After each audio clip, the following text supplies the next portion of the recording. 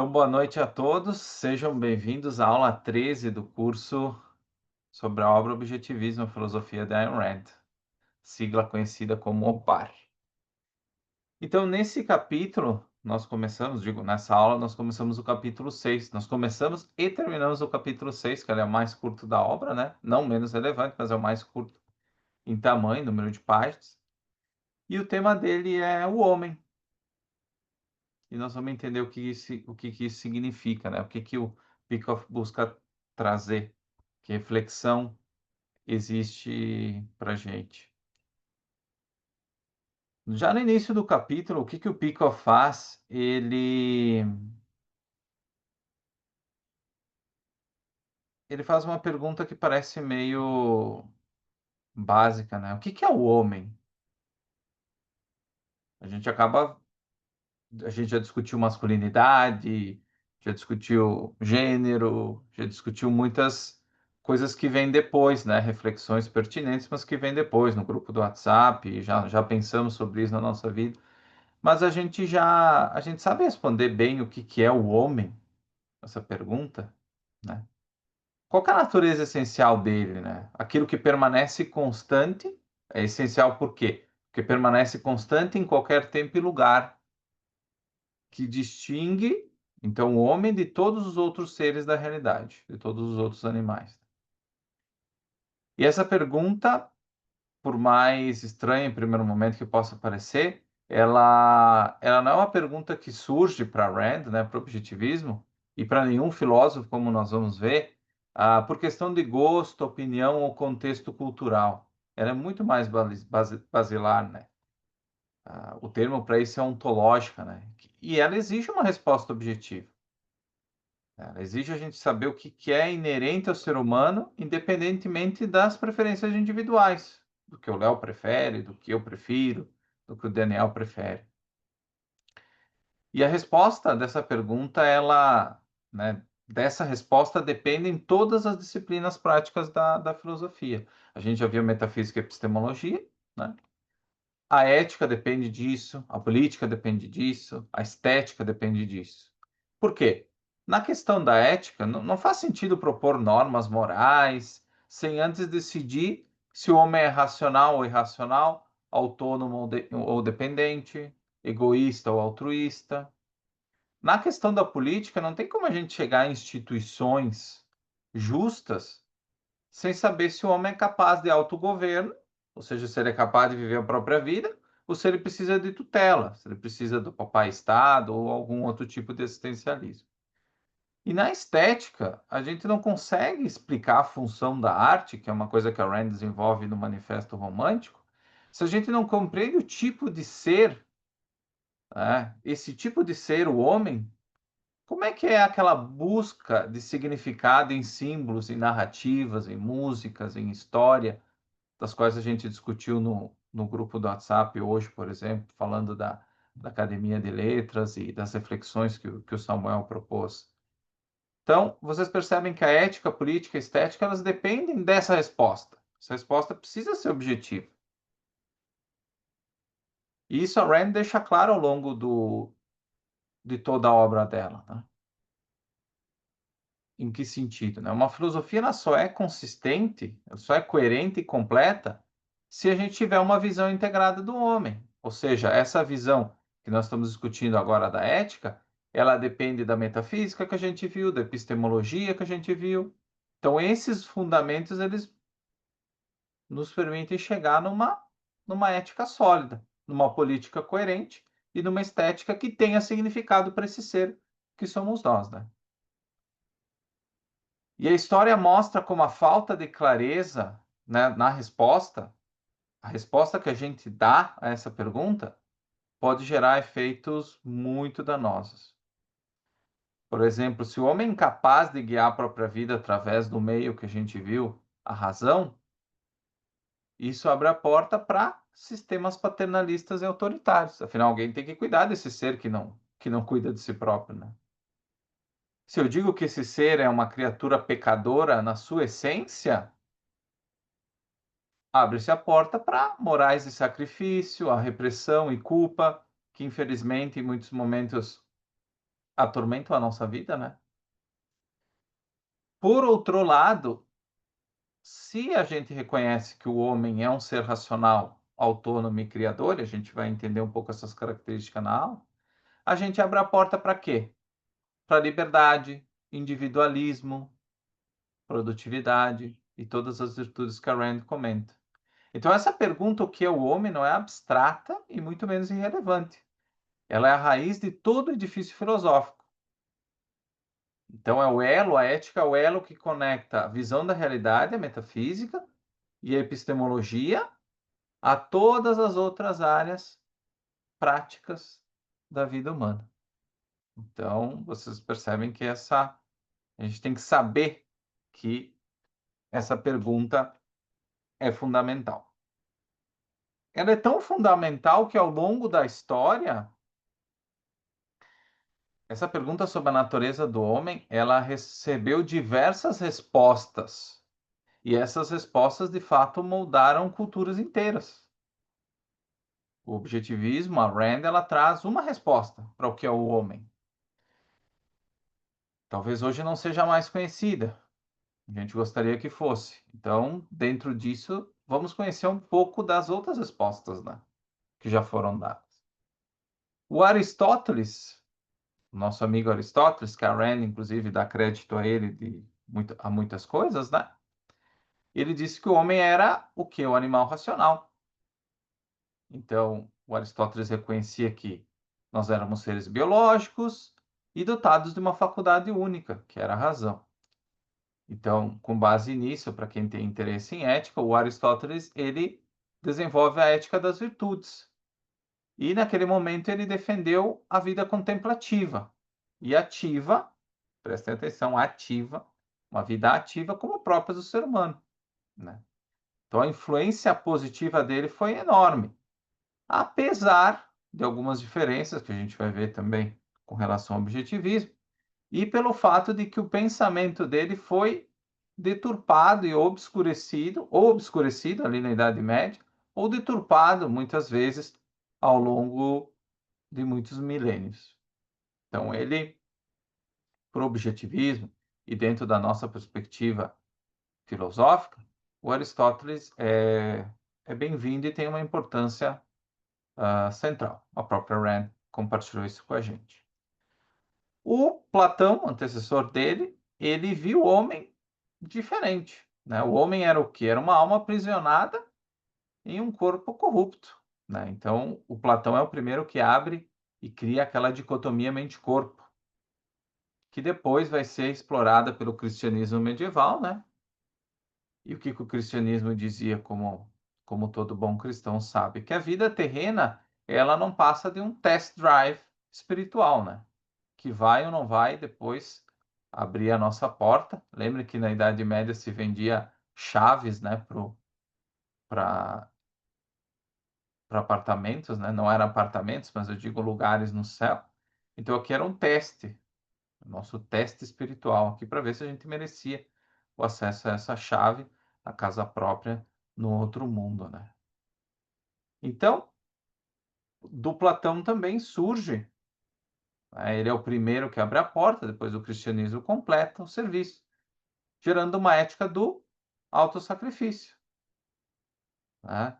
Que nega o corpo e os seus prazeres, abriu a porta para uma política de obediência e submissão à autoridade divina e eclesiástica, inicialmente, e depois a um governo todo-poderoso.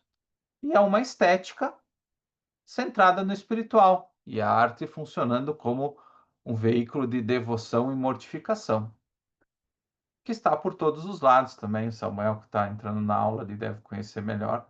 Então, não faltam exemplos ali na Itália e em tantos outros lugares onde que a estética cristã ela se torna esse veículo de devoção e mortificação. Não por nada, os lugares mais conhecidos dessa parte estética são igrejas, né, mausoléus e outras definições de não só de culto, mas como de morte. Então, a estética não foge, né? Como nós vimos ali já na primeira pergunta, a escolha da ética da metafísica, da epistemologia e da ética necessariamente impactam a política e a estética também. Então, não existe acidente nesse percurso, né? Existe uma consequência lógica. O Eduardo comentou também no grupo do WhatsApp sobre os estoicos, né? Os estoicos, eles ofereceram uma resposta de grande impacto, mas igualmente problemática. Para os estoicos, o homem, ele é parte de uma ordem cósmica divina, né? E eles falam um termo chamado razão universal. Então, para o Epícteto, Marco Aurélio, que vocês já devem ter visto a obra, o indivíduo ele não era um fim em si mesmo, mas ele era um fragmento pequeno de um todo maior. E o dever moral dele, desse homem, era viver em conformidade com a natureza e com a providência do universo. Por isso que ele deveria aceitar a doença, a perda e a morte como consequências naturais do destino que servem ao bem do conjunto, ou seja, essas formas, por exemplo, de sofrimento, elas fazem parte, como a gente fala, parte do processo. Então a gente deveria aceitar isso sem muitas emoções, né? Como uma consequência natural desse processo. A gente nasce, morre, conquista valor, perde valor, e tudo isso é parte do que acontece. A gente não deve levar isso tão a sério.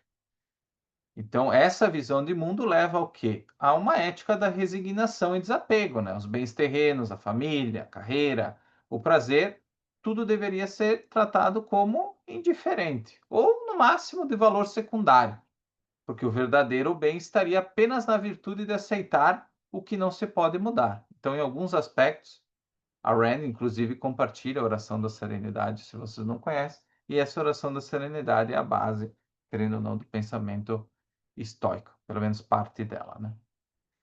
Então, o homem, para os estoicos, é o quê? Ele é um membro de um corpo, que não existe de fato esse coletivo que eles falavam, né? Essa ordem cósmica divina, né? A gente não consegue nem identificar de fato o que seria esse coletivo. A gente só sabe que o homem é subordinado a isso, né?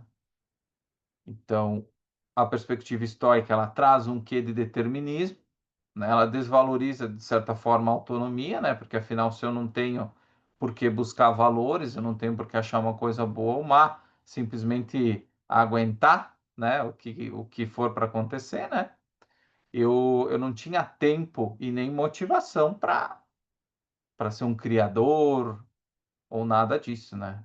Eu não tenho uma vida de paixão e valores para o estoico. Não devo ter uma vida de paixão e valores, mas sim uma vida de serenidade, né? Por isso a oração da serenidade.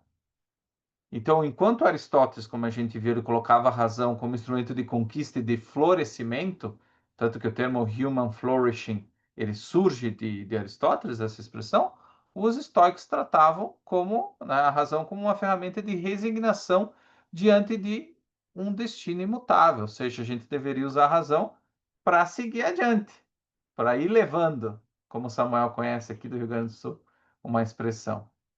A razão serve para a gente ir levando os golpes ali dessa ordem cósmica divina, né? Então, levando no lombo o que vier e tentando ficar sereno, né, dentro de todas essas coisas que vão acontecer. Na literatura, a gente vê Shakespeare, por exemplo, o homem era um ser mortal falível e ele tinha um defeito trágico, né? Então, mesmo Shakespeare não sendo um filósofo, a visão dele, ela alimenta uma estética de resignação também. O homem é grande, mas fadado à impotência diante do destino. Será que o Shakespeare tinha um toquezinho de estoicos? Eu não me aprofundei nisso, mas vale pensar. Hobbes, né? Que vocês conhecem, ele descreveu o homem como um bruto mecanicista, né? E governado por impulsos de autopreservação, assim que ele colocava. E essa visão gerou uma ética fundada no medo, uma política absolutista, ou seja, era necessário haver um poder central forte para conter o quê? A guerra de todos contra todos, né? Nós somos animais. Né? Nós somos animais que buscam só se autopreservar. Nós temos esses impulsos de autopreservação, Ou seja, se deixados à vontade, nós iríamos provavelmente matar uns aos outros no curto e médio prazo. E essa visão leva a uma estética que tende a rebaixar, né? Ou seja, a grandeza humana é uma condição de animais. Nós somos o que nos diferencia, eu digo, a nossa característica essencial, como a gente estava vendo, o que que é um homem? É essa coisa bruta governada por impulsos e que precisa ser controlada por um poder central forte para que nós, então, não entremos em guerra uns contra os outros. O Kant, por sua vez, ele disse que ele dizia que o homem não, ele não pode conhecer a realidade, mas apenas fenômenos que são filtrados pela nossa mente. E essa visão gerou muitos problemas, né? Ainda gera hoje em dia. Na ética, como nós não podemos conhecer a realidade em si, muito menos nós podemos descobrir a ética, né? Que vem depois da metafísica e da epistemologia. Então, isso abriu o caminho para o dever categórico. Então, nós tínhamos um imperativo categórico que ele disse que deveria orientar a nossa relação conosco, com nós mesmos e com os outros. Então, como a gente não tem acesso à realidade, precisaria haver um imperativo categórico neutro que pudesse ser adotado como lei, como imperativo para a vida do homem na Terra. Já que a gente não pode descobrir uma ética, não existe isso, né? Não chega até nós, nós precisamos ter esse guia, né? Para guiar as nossas vidas, alguém que tem esse imperativo supostamente neutro, né? Que pode ser adotado por todos. Politicamente, então, isso abre espaço para as doutrinas coletivistas, que a gente conhece muito bem, já que, afinal, nós não temos autonomia cognitiva individual, como eu falei. Então, precisa, novamente, que a noção de organização social seja uma organização coletiva, coletivista, né? Ou seja, através de decisões políticas conjuntas, de sistemas, como a gente conhece, democracias, enfim. Então, essa é a perspectiva dele. E, esteticamente, hoje nós vemos também que ah, desen, desencadeou para coisas como o pós-modernismo e outros movimentos que não trazem boas e bonitas obras de arte, né? O desconstrucionismo, o cubismo e tantas outras, né? São filhos de Kant. No material eu trago também Hegel e Dewey, né? E eu queria fechar com Nietzsche, que é o que teve uma relação muito próxima com a Rand, muito próxima no sentido de, claro que eles não se conheceram, né? Mas na questão de pensamento. O Nietzsche, para o Nietzsche, o homem, ele era, querendo ou não, um demônio individualista, que ele era movido pelo quê? Pela vontade de poder. Então, essa visão, ela exaltava a força criadora do indivíduo contra o rebanho, contra o coletivo, mas sem um fundamento racional. Então, o que movia ele a ser criador era essa vontade de poder. Então, a filosofia do Nietzsche, ela inspira éticas heróicas, só que sem critério objetivo, né? E, claro, na política, ele flerta com o autoritarismo, então, se haveria essa vontade de poder, haveria pessoas que demonstrariam essa vontade de poder de uma forma mais intensa, né? E isso automaticamente levaria à violência, ao autoritarismo, alguém que tivesse o poder, né? Alguém que tivesse o poder sobre os outros. E também estéticas violentas, né? Então, aquela estética da guerra, a estética do conflito. E a Rand, na juventude dela, ela chegou a admirar muitas passagens das obras de Nietzsche, né? Que celebravam justamente a grandeza individual que ela defendia. Ela defendia a grandeza individual, não necessariamente no processo nietzscheano, né? Nos passos nietzscheanos. Se vocês forem ver, quem tiver interesse, eu posso passar o primeiro capítulo, num dos livros que eu traduzi sobre ensaios sobre a nascente. Nos primeiros esboços da nascente, do curso que a gente fez, o Rourke, ele tinha muitos traços nietzschianos. Ele era isolado, hostil ao mundo, indiferente aos outros. O Rourke, ele nasce como esse herói nietzschiano. Mas conforme vai passando o tempo e a Rand vai desenvolvendo o romance, ela vai removendo esses elementos. Então, como esse capítulo da Shoshana Milgram, né? Ela mostra que os cadernos de notas da Rand, então tudo que ela escreveu antes para organizar as ideias dela antes de começar a escrever, estão cheios de Nietzsche. O manuscrito, o rascunho original, muito menos, e o texto final, praticamente nada. Então, no final da obra, a gente vê que o Rourke ele não é um super-homem nietzschiano que subjuga os outros, como o personagem Wynan, por exemplo, né, que tem essa vontade de poder, como a gente viu.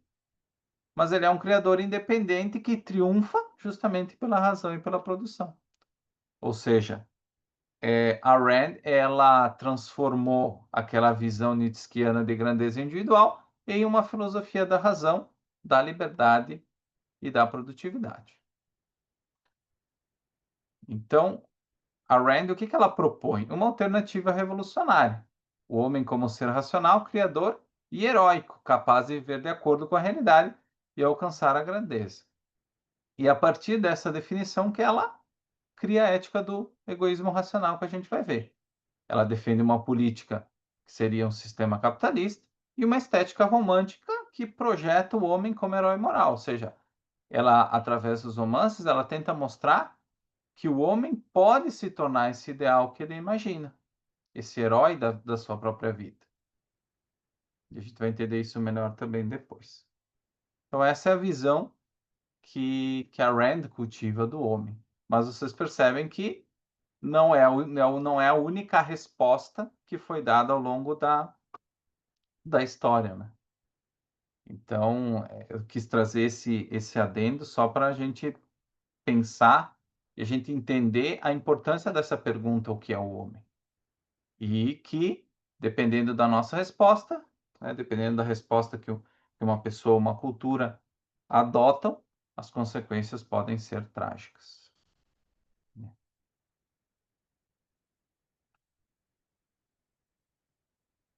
Para Rand, é importante dizer que o estudo do homem ele não é uma tarefa das ciências particulares, né, como a psicologia ou a sociologia, mas é uma questão filosófica, como a gente viu, de fundamentos, de coisas que estão na base. Ela não começou perguntando, olhando para a realidade e pensando assim, o que que o Mateus faz? O que que o Samuel faz? Não foi assim que ela viu, ela começou a pensar a respeito. Mas a pergunta que ela foi justamente essa: o que que é o homem em essência? Quais características são universais, inescapáveis, válidas em qualquer momento do mundo? E justamente que tornam, então, a vida humana possível. Ela foi bem na base mesmo, né? E o método que ela adotou, a gente já viu, né? Partir dos fatos óbvios sobre a realidade e a consciência humana, integrar tudo isso sem contradições e, a partir daí, identificar a natureza do homem. Todos os passos que a gente fez nos capítulos até agora, formação de conceitos e tudo mais, a Rand fez também, para responder essa pergunta. Então, a gente pode também fazer esse mesmo exercício, esse mesmo caminho que ela fez. E o ponto de partida dela é simples, né? Há uma diferença essencial entre o que é vivo e o que é inanimado. Então, as coisas inanimadas, como a pedra, elas simplesmente existem, né? Os seres humanos vivem, os seres vivos, né, precisam agir para permanecer vivos. Só que a gente não funciona por instintos, né? Nossos instintos por si só não garantem a nossa sobrevivência, como acontece com os animais. Se a gente vê um bebê, a gente sabe que ele não nasce sabendo o que comer ou como se proteger. Ele precisa fazer, ele precisa aprender conceitos, métodos, técnicas, né? Então, como a gente viu, o que distingue o ser humano dos outros animais é justamente essa faculdade racional que o próprio Aristóteles falou agora há pouco, no início da nossa aula. E tudo isso, né, nos traz a perspectiva de que, então, né? Possibilita agricultura, medicina, engenharia, linguagem, todas essas coisas. Então, é tudo um processo que parte justamente da nossa capacidade racional. E como a gente viu lá no capítulo 3, a razão não funciona de forma automática. Não é só ligar um botãozinho. Para pensar, exige foco, uma escolha voluntária. Então, eu posso escolher pensar ou não. Então, a volição, como a gente viu, é a ponte entre ter a faculdade da razão e usar. A gente sabe que muita gente não usa ou não gosta de usar. Então, qualquer pessoa, se você pedir assim, você sabe a diferença entre se concentrar para resolver um problema e deixar a mente devagar e ficar viajando, como se fala popularmente? A pessoa vai dizer que sim. Então, essa escolha de pensar ou evadir é justamente o núcleo do que nos torna humanos, né? Que é o livre-arbítrio. Então, por isso que um pesquisador ele decide ficar talvez mais uma hora no laboratório para corrigir um erro, e porque um aluno daqui a pouco decide, então, raciocinar em vez de colar. Então, cada uma dessas pequenas decisões feitas por escolha, essas decisões cognitivas, elas mudam, elas podem mudar o curso da nossa vida. E de fato mudam, né? Não só podem, não é uma possibilidade, realmente muda o, o curso da nossa vida. Então, de todos esses fatos básicos, a Rand vai, segue adiante e, e chega a conclusões de metafísica, epistemologia e tantas outras coisas. Até chegar nessa conclusão que a gente chegou, que o homem é um ser racional e volitivo, cuja sobrevivência, então, depende da mente aplicada à realidade.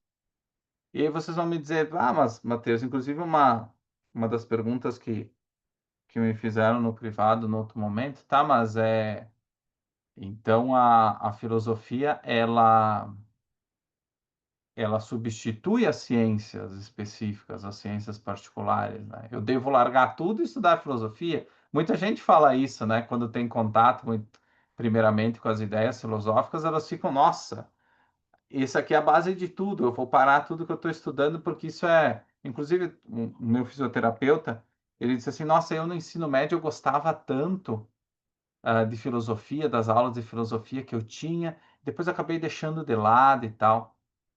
Ele se formou, enfim. E aí, quando eu mostrei os programas que eu fazia, ele disse: Nossa, que legal! Isso hoje para mim não é mais importante, né? Isso acabei deixando de lado. Essa ideia de filosofar, né? Uma perda de tempo, né? Mas eu gostava no ensino médio. Eu gostava. Era legal. Então, a gente entende que a filosofia ela não substitui essas ciências, né? Mas ela orienta elas. Psicologia, sociologia, história só faz sentido porque a gente pressupõe indivíduos que escolhem pensar e agir. Senão não faria sentido, né? Por exemplo, uma política pública de educação, vejo que o João ali, convidado de honra ali para a aula, o próprio Atlantis fala muito dessa questão de educação, de homeschooling e tudo mais. Então, uma política pública, muitas vezes, ela é guiada por estatísticas, né, de alfabetização. Mas é a filosofia que decide a finalidade da escola. Se a escola é para formar mentes independentes, ou treinar para o conformismo, ou ser inclusiva, né?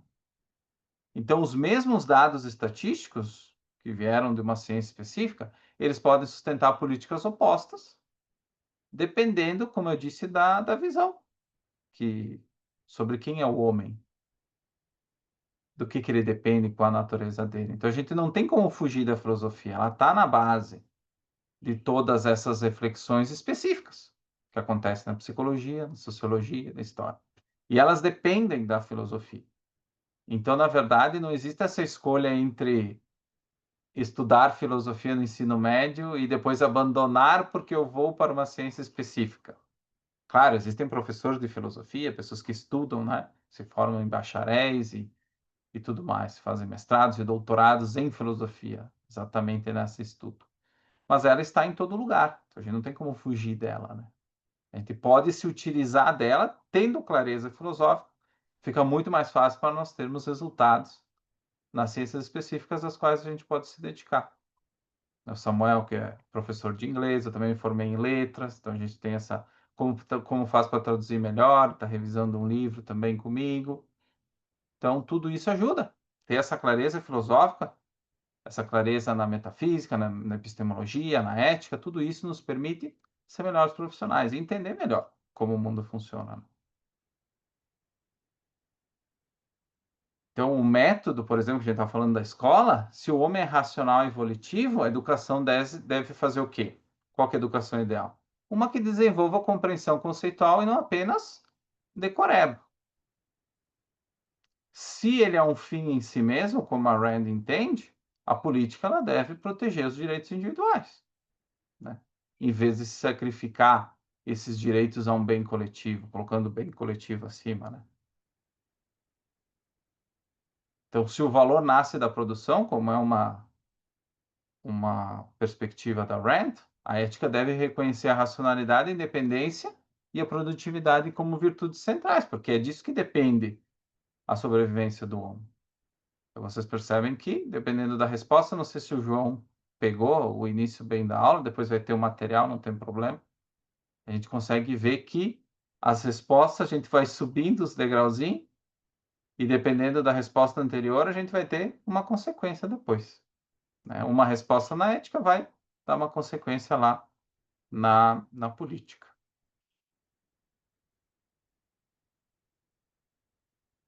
Então, em resumo, a abordagem da Rand, ela é filosófica, essencialista, ou seja, preocupada com o que é essencial, e integrada. Então, ela mostra como é um ser racional, evolutivo, e que a sobrevivência dele depende da mente, da aplicação da mente à realidade, do uso da razão. E a filosofia, como a gente viu, ela não compete com as ciências específicas, mas ela fornece um quadro conceitual que torna essas ciências possíveis. E quando a gente tem uma boa filosofia, a gente pode ter uma boa educação, uma boa política, uma boa ética, uma boa arte, produtividade, né? Porque tudo então vai girar em torno do que é próprio do homem, essa nossa capacidade de pensar e escolher, né? Uma das coisas que às vezes gera confusão, e nessa época da IA, isso está muito presente, né? Que,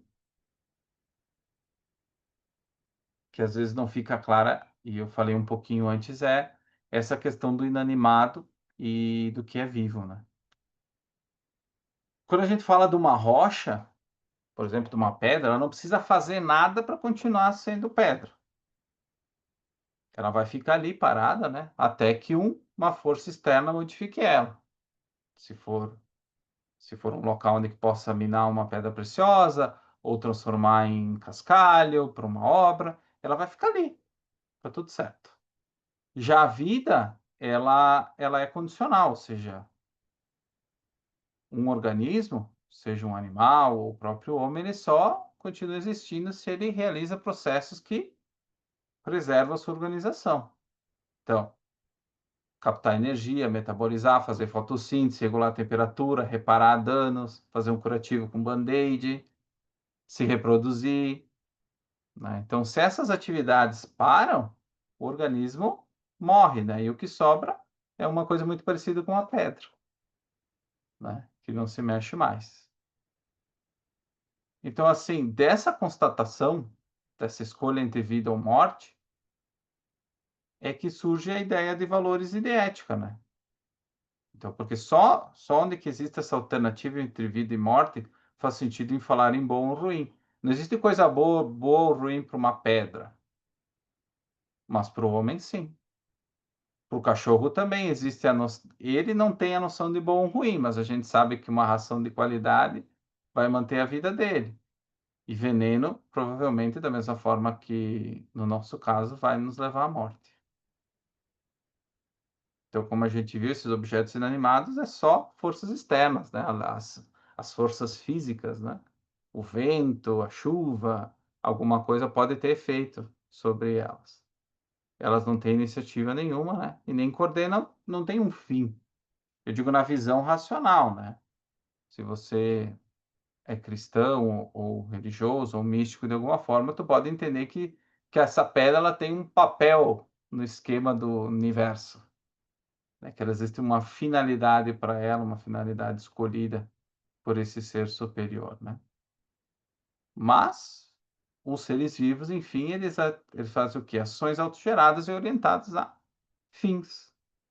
E todos esses processos se integram no que é a nossa vida, né? Então, esses mecanismos, eles existem e operam para a gente se manter vivos. A Rand, ela traz no livro o exemplo da planta, que eu acho que eu não preciso explicar para vocês, que a planta ela se vira em direção à luz, cresce as raízes em busca de umidade, né? Fecha os estômatos para não perder água, desloca a reserva quando falta nutriente. Então, nenhum vento empurra sempre na mesma direção, né? Então, o movimento dela sempre se ajusta ao contexto de buscar aquela fonte de energia. Os animais migram, buscam alimento, fogem de predadores, constroem abrigos, né? Então, esse sistema imune dele reconhece e neutraliza ameaças como o nosso. Eles também buscam cicatrizar suas feridas, né? E qualquer coisa que saia do lugar, como uma infecção, um choque térmico, uma falência dos órgãos, essa vida cessa, né? Ou seja, a nossa vida depende de ações contínuas. Tá? Essa é uma das lições. Essa é o, vamos dizer assim, o cerne, até o João vai ver também depois na apresentação que eu vou fazer para o Atlantis, também nessa parte da ética.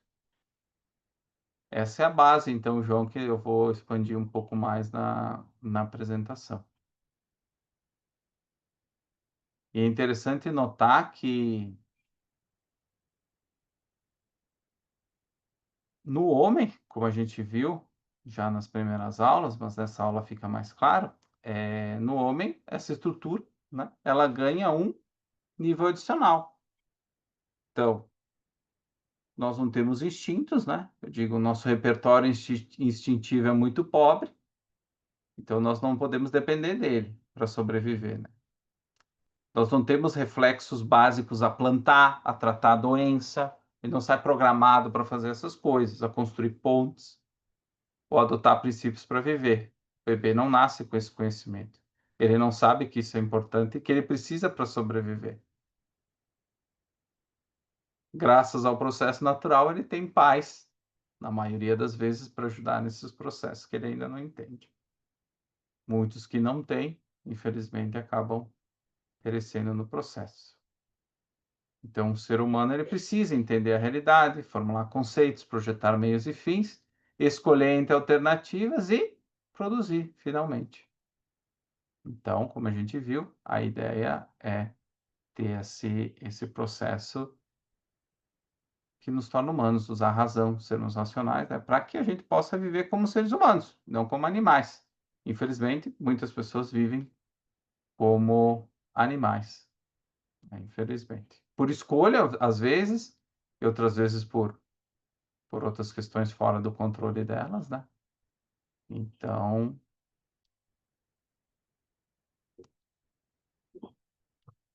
essa é a base, né, da ética objetivista. Essa escolha fundamental entre viver e morrer. Tem perguntas que eu não vou responder na aula de hoje, que dizem respeito, por exemplo, à morte assistida e a outras coisas polêmicas, né? Mas que se vocês tiverem curiosidade também podem comentar. Só um toque, né? No Brasil existem casos, né? Mas nos Estados Unidos é muito comum, especialmente por doenças, ah, por exemplo, como a Lou Gehrig's disease, a doença de Lou Gehrig, que então vai pouco a pouco, de certa forma, matando todos os músculos, né? Até o momento que tu não tem mais nenhum movimento, né? E há muitas pessoas, então, elas escolhem entrar na justiça para fazer o processo de eutanásia, né? E de uma perspectiva religiosa, por exemplo, isso é um pecado, né? Porque você ganhou o presente da vida. Então, você decidir terminar é a mesma coisa no aniversário, muito mais grave, claro, mas é como eu ganhar um presente e não usar. Fica chato, né? Fica chato com o criador. Ele me deu esse baita presente e eu não uso. Eu quero terminar, eu quero estragar ele. Da perspectiva objetivista é diferente. Como a gente viu, o que nos torna humano é um processo de ação contínua, de busca de valores, de manutenção da nossa vida. Então, quando a gente não pode mais buscar valores, nós já estamos mortos, potencialmente mortos. A gente pode biologicamente estar vivos, mas de fato nós já estamos mortos. Nós estamos morrendo. A gente não pode buscar os nossos valores, nós não podemos curtir a nossa família, nós muitas vezes não entendemos mais nem quem nós somos mesmos, nós não podemos agir de forma consequente às nossas vontades, se é que a gente consegue ainda pensar no que nós queremos, né? Então,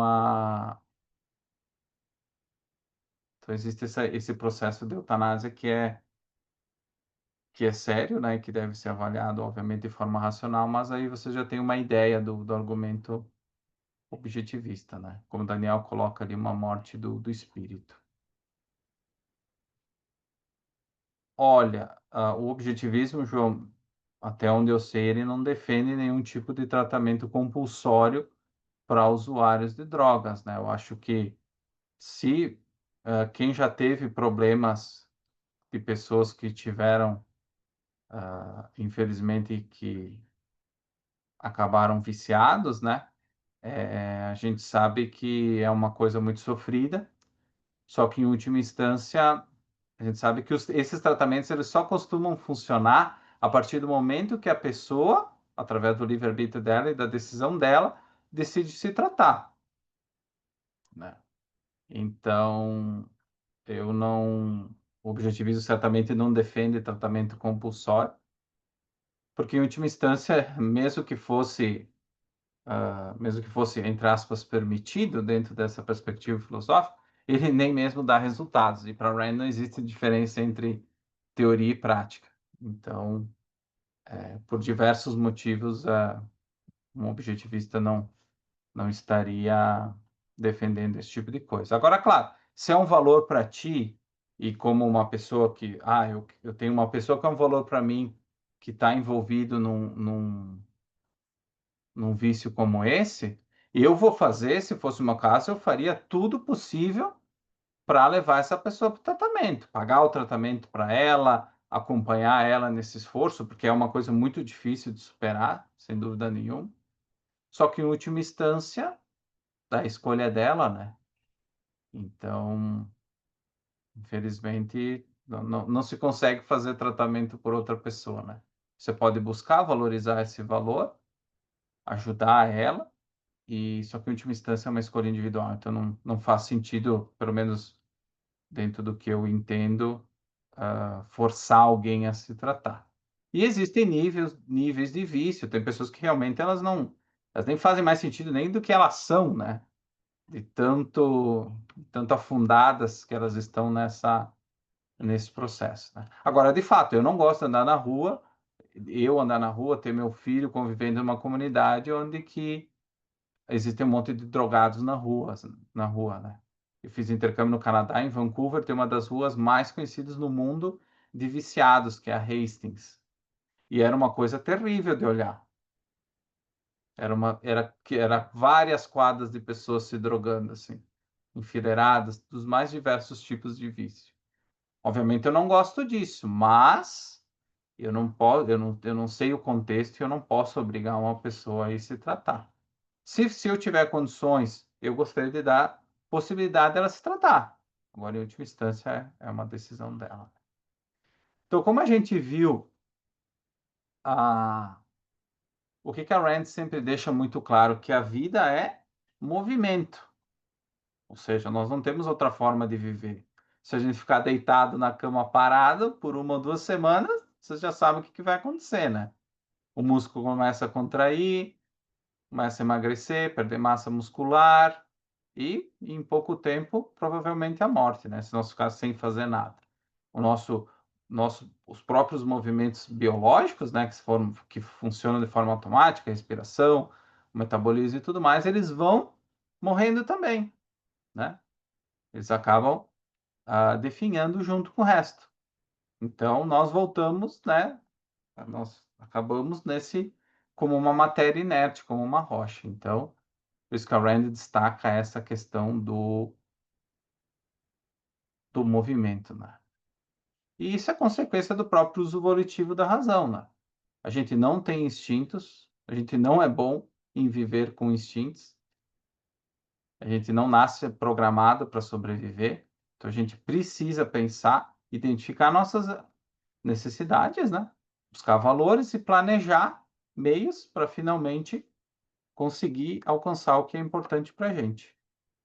Então não tem nada no sentido de automático nesse processo. Então tudo é esse processo de criação. O humano é um ser que precisa do movimento. Da mesma forma, o leão, de certa forma, ele também precisa, né? Precisa caçar, né? Claro que ele move por esse instinto natural dele, então ele não pensa necessariamente. O leão é até mais preguiçoso, quem caça é a leoa, mas vocês entenderam o exemplo. Então, o homem, ele não come carne crua, quer dizer, alguns, né, comida japonesa, enfim, mas vocês entendem que não faz muito bem para a gente no geral. Então, a gente precisa cultivar, colher, né, cozinhar, estocar, criar ferramentas. O nosso processo de vida é bem diferente de um animal comum. Por mais que a gente às vezes come um sushi ou uma carninha crua também, mas nós não somos leões, enfim. A nossa vida não permite, né, esse costume diretamente, né? Não é natural para nós. E em níveis maiores, como a gente sabe, né, criar uma tecnologia, pintar um quadro, tudo isso o leão não faz. Apesar de algumas pessoas dizer que dá para jogar, colocar o gatinho, pintar a patinha dele e deixar ele passar por uma estrutura ali ou por uma cartolina, isso é arte, mas na verdade isso não é arte, como a gente vai ver logo, logo ali ao longo do curso no último módulo de estética, né? Então, eu gosto de gatinhos, mas não, eles não fazem arte. Não esse tipo de arte que a gente está vendo aqui na aula. Então, quando a gente diz que vida é movimento, é justamente isso, né? Reconhecer que viver é agir de forma contínua e autossustentada. E que se a gente é interrompido nesse processo, o que são arteiros, né? Boa colocação, Samuel. Então, esse é o tipo de arte que eles fazem, não aquela que a gente está falando na nossa apresentação aqui. Então, quando a gente é interrompido nesse processo por algum motivo, a consequência é a morte, né? Então, nós precisamos estar a ter essa perspectiva que a vida é justamente tem um caráter de conquista, né? Não é algo que a gente já nasce com tudo incluso, né? Tudo all inclusive. A vida não é all inclusive. A gente nasce tábula rasa, né? E a gente precisa conquistar, até os medos nós aprendemos, exatamente. Eu trago o exemplo muito do medo de cachorro que eu tinha quando eu era pequeno. Então a gente aprende também, né? O medo desses animais ali. Algumas pessoas não, né? Eu tinha medo de cachorro. Então a gente precisa manter essa nossa vida, isso que dá graça, essa busca de valores, essa busca de aperfeiçoamento, né? Essa busca do trabalho produtivo, do relacionamento romântico e tantos outros valores que a gente pode citar, né? Cada qual dentro da nossa vida. Então, a ideia de valor que a Rand fala tanto, né? Eu já comentei na aula de hoje que os seres humanos eles buscam valores. Então, valor pode ser qualquer coisa, né? Pode ser o computador aqui, o microfone que eu estou usando para aula, que não sei se está aparecendo, a gravação, a roupa que eu estou usando, a oportunidade daqui com vocês é um valor, dando aula. O Samuel está olhando para o celular, não pode, isso é um valor para ele também, o celular, as mídias sociais. Então, tudo isso é valor. A nossa vida, por si só, também é um valor. Então, é justamente como a gente viu esse caráter condicional que traz a ideia de valor, né? Então, é somente um ser vivo, somente um homem, especialmente, ele pode falar de bom, ruim, benéfico ou prejudicial, que ele pensa sobre essas coisas. O Leone não pensa sobre essas coisas. Ele sabe instintivamente que não é bom para ele, né? Então, os valores existem porque há alternativas reais, ou seja, viver ou morrer, manter-se íntegro ou desintegrar-se, né? Então, bom é aquilo, para Rand, bom é aquilo que promove a vida, e ruim é o que ameaça essa vida. Então, respirar é um valor porque sustenta a nossa vida. A falta de ar é um mal porque leva à morte, ou a crises de ansiedade também. A gente sente aquela sensação de falta de ar. Então, isso é ruim, isso é mal, né? O alimento nutritivo é bom porque mantém a energia vital. Tipo, eu que gosto de carboidratos não é bom. Eu como ainda, estou agindo racionalmente, mas estou cuidando para melhorar. Então, assim, veneno é mal porque destrói essa energia, né? Então, açúcar também não deixa de ser um tipo de veneno, mas mesmo assim, às vezes eu como a minha bolachinha. Então, mas vocês não devem, tá? Isso eu trouxe um exemplo, vocês não devem. Então, repouso adequado fortalece a vida, um bom sono, traz uma saúde, colabora também para a saúde mental, para a gente se recuperar, para a gente dar aquela reenergizada para o dia seguinte. A exaustão prolongada ameaça, né? Inclusive, pode gerar problemas graves, né?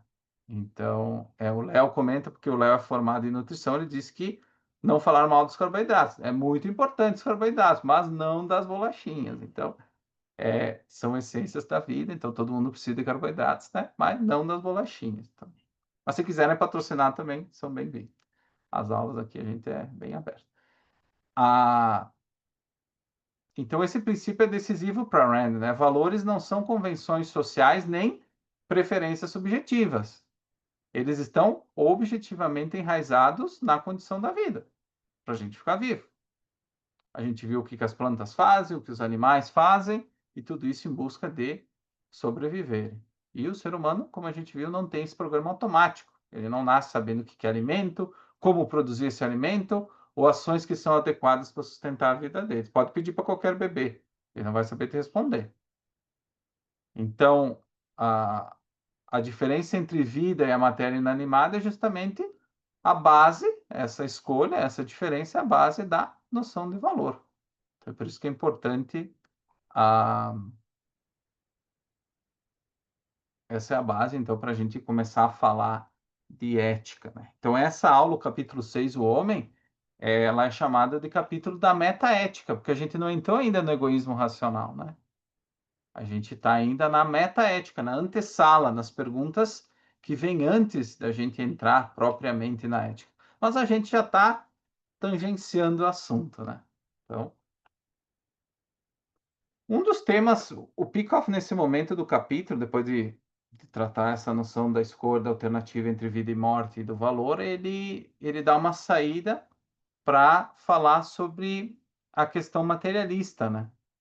Porque o materialismo tradicional, ele nega essa distinção entre seres vivos e, e matéria inerte, né? O próprio materialismo, que depois ele se desdobra no materialismo marxista, aquele materialismo histórico, a base dele é que, na forma mais crua, a vida ela é um simples arranjo de partículas.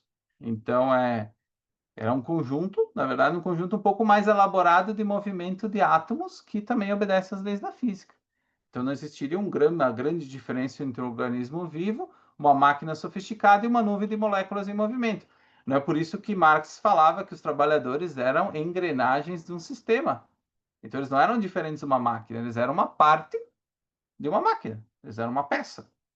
Eles eram um aglutinado de átomos que cumpriam uma função física, uma função produtiva, no caso, ali dentro de um esquema de produção, mas não se fala aí, por isso que Marx não fala tanto do indivíduo. Ele não se preocupa com o indivíduo, porque no final das contas é só um arranjo um pouco diferente uh, de moléculas. Isso a gente vê muito. Eu até é curioso como essa forma de pensar ela está em vários lugares. Outro dia eu estava falando com um profissional da nutrição e da educação física esportiva, ele me dizia assim, não, mas é que na verdade nós seres humanos, nós somos o quê? Um conjunto de reações químicas. Então, a gente quer ficar mais forte, a gente toma bomba, coloca testosterona, né? Se não tá afim daquilo lá, a gente também mete testosterona na mulher, e assim vai. É só questão de dar uma ajeitadinha aqui, na fórmula química, na quantidade dos ali, está tudo certo. Esse é o ser humano. Ele é uma máquina que precisa ser ajustada quimicamente.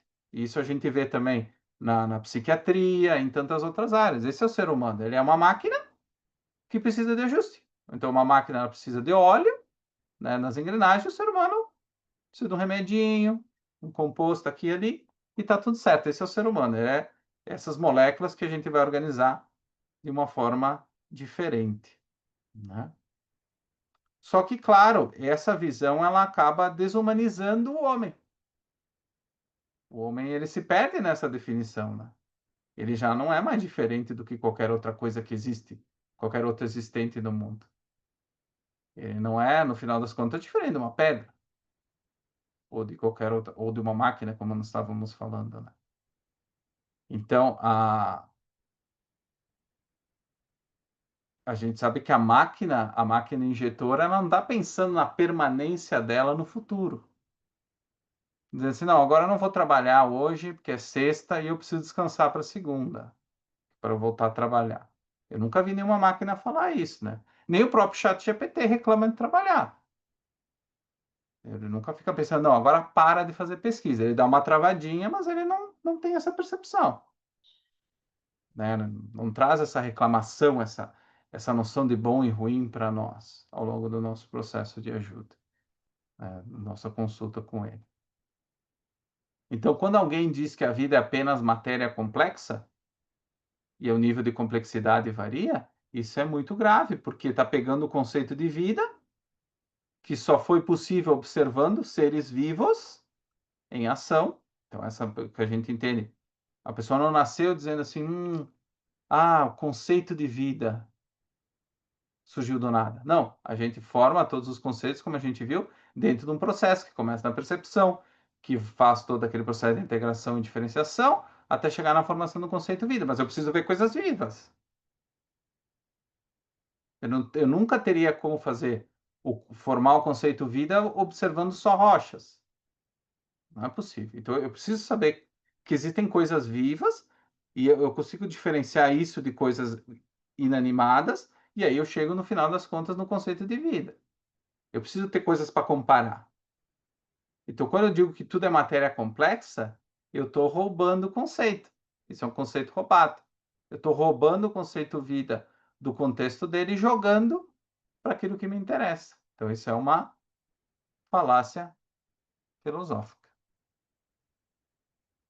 Então, tem uma ordem hierárquica para a gente fazer esse processo de conhecimento, não é cherry picking de conhecimento, né? Não é um processo.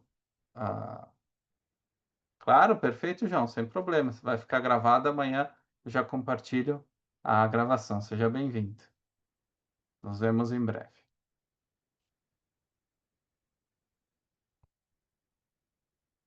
Então, é importante lembrar que nenhuma descoberta científica futura vai apagar essa diferença essencial, né, que a gente viu.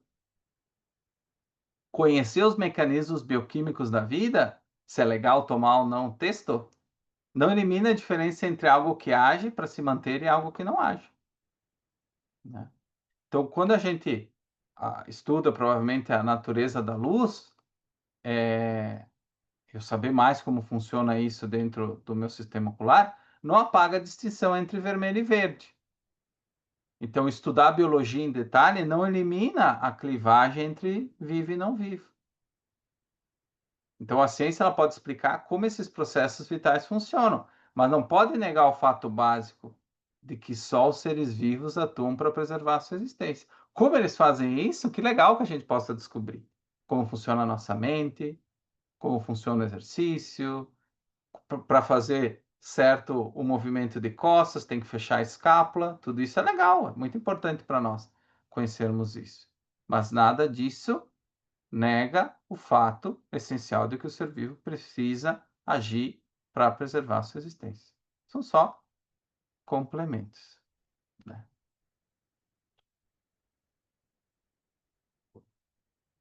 No material tem a pergunta 8, que abrange mais e traz outros exemplos para vocês, mas eu não acho necessário a gente não quero que soe repetitivo. Mas o material do Peikoff, ele acaba sendo repetitivo nesse capítulo, especialmente em algumas partes, né?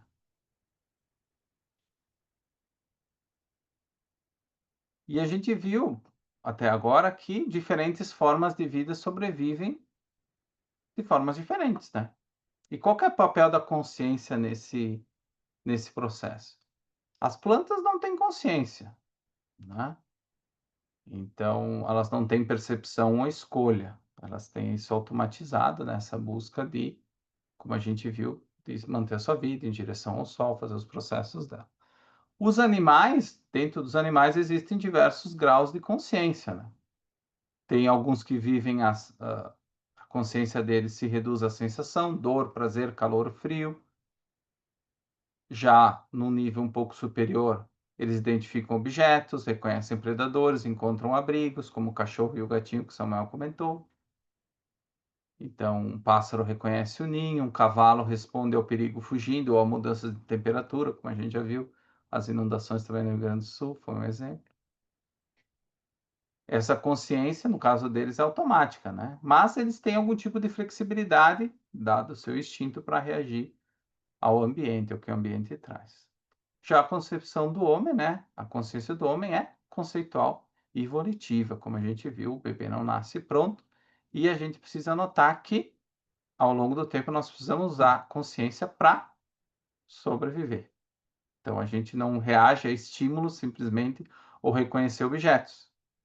Isso é só uma parte de todo o processo conceitual, de todo o processo que nos torna humanos. Depois de reagir a estímulo ou reconhecer objetos, como a gente viu lá desde a aula 2, a gente precisa fazer o quê? Abstrair conceito, planejar a longo prazo, descobrir causas e efeitos, projetar meios, avaliar alternativas. Então, tudo isso fica por nossa conta, não nasce pronto, né? Então, na pergunta 10 também no material, na página 11, vocês vão ter isso aberto mais ainda com outros exemplos. Por exemplo, o exemplo do gatinho, que pode associar o barulho da lata à comida, mas nunca vai descobrir o processo de conservação. A minha gatinha, eu bato no pratinho, ela vem comer o seu molho, o seu churu, mas ela jamais vai entender como é o processo produtivo do churu ou da onde vem o molho e como funciona a distribuição desses materiais ao longo da nossa cadeia logística, né? Um corvo, por exemplo, improvisa uma ferramenta, as alavancas, né? Mas ele jamais vai criar uma teoria da alavanca como foi na Grécia Antiga. O corvo não vai fazer isso. O ser humano, por sua vez, não adianta só, ele não pode só usar ferramentas, né? Mas ele precisa compreender, de fato, os princípios por trás delas e, a partir daí, construir sistemas complexos, da roda ao computador. A gente tem uma exigência um pouco maior, né, para poder viver no mundo.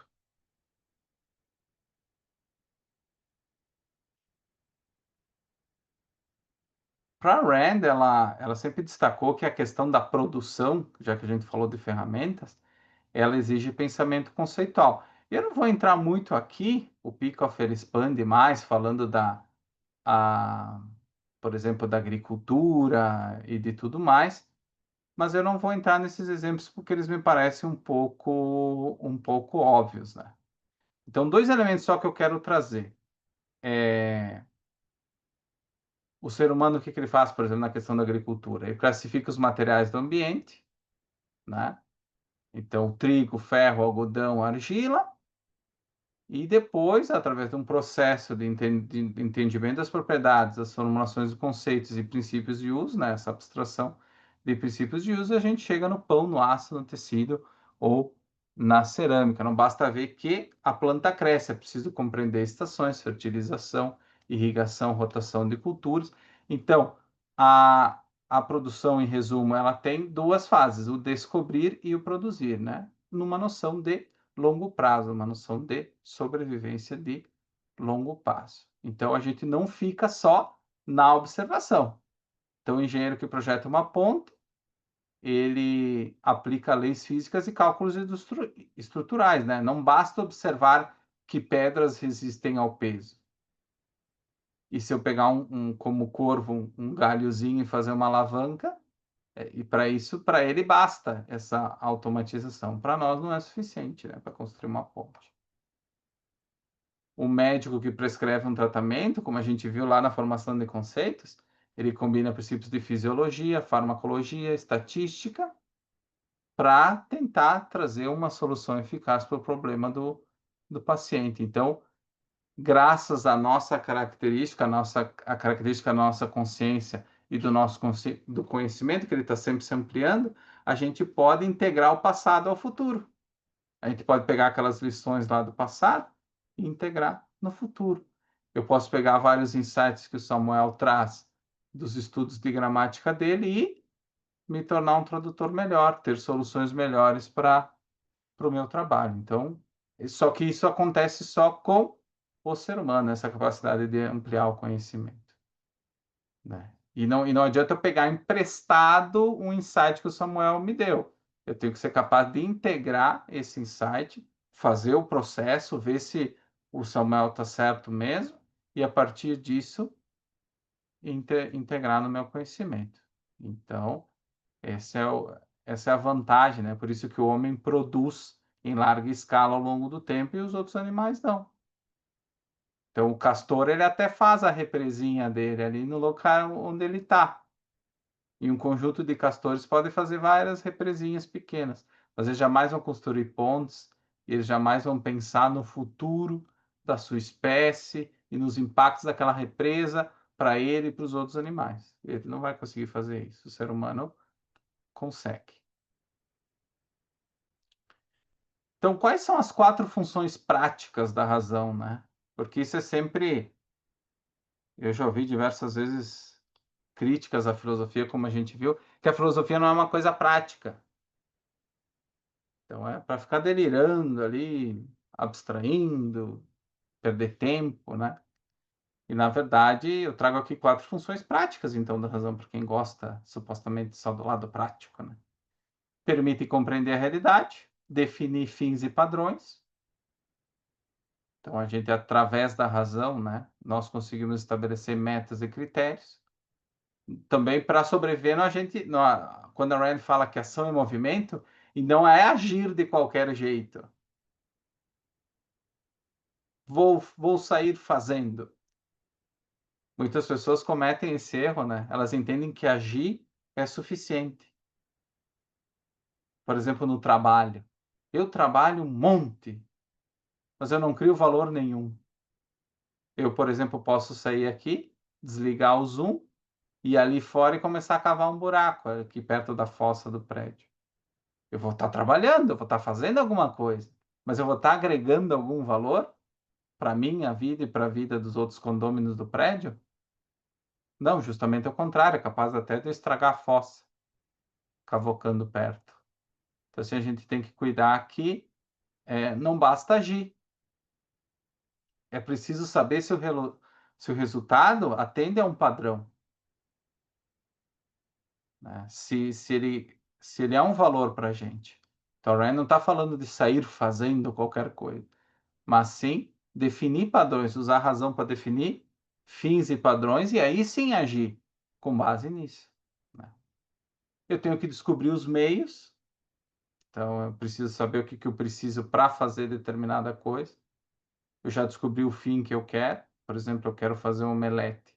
Eu preciso descobrir que eu preciso a minha frigideira, eu preciso os ovos, eu preciso um óleo saudável, como o Léo pode apontar ali no chat, como ele está se formando em nutrição. Então, e tudo isso é uma cadeia, né? Então, eu dependo também de outras pessoas que produzem o ovo, se vai ter disponível no mercado. Então, uma cadeia, tem que ser de soja, que nem o Léo falou. Então, eu preciso saber toda essa cadeia de recursos, né? Para que eu possa, então, eu tenho que descobrir os meios para fazer um omelete bom de qualidade. E a quarta função é validar e corrigir, né? Então, a razão, ela começa e fecha o ciclo. Então, a razão permite que a gente analise tudo esses 3 passos iniciais, para que daqui a pouco, se o omelete ficou meio estranho, com gosto meio estranho, da próxima vez que a gente faça, a gente possa revisar o processo que a gente fez, se o Léo indicou o óleo correto, para que aquele então aquele omelete fique gostoso, né? Isso serve para a dinâmica de fluidos para a construção de uma ponte, a estabilidade térmica numa reação química, a cadeia de contágio do Covid em meio à crise, uma crise de epidemias, né? A economia, o comportamento da economia para um negócio. Então, a razão ela não permite só nós agirmos na hora de fazer o omelete.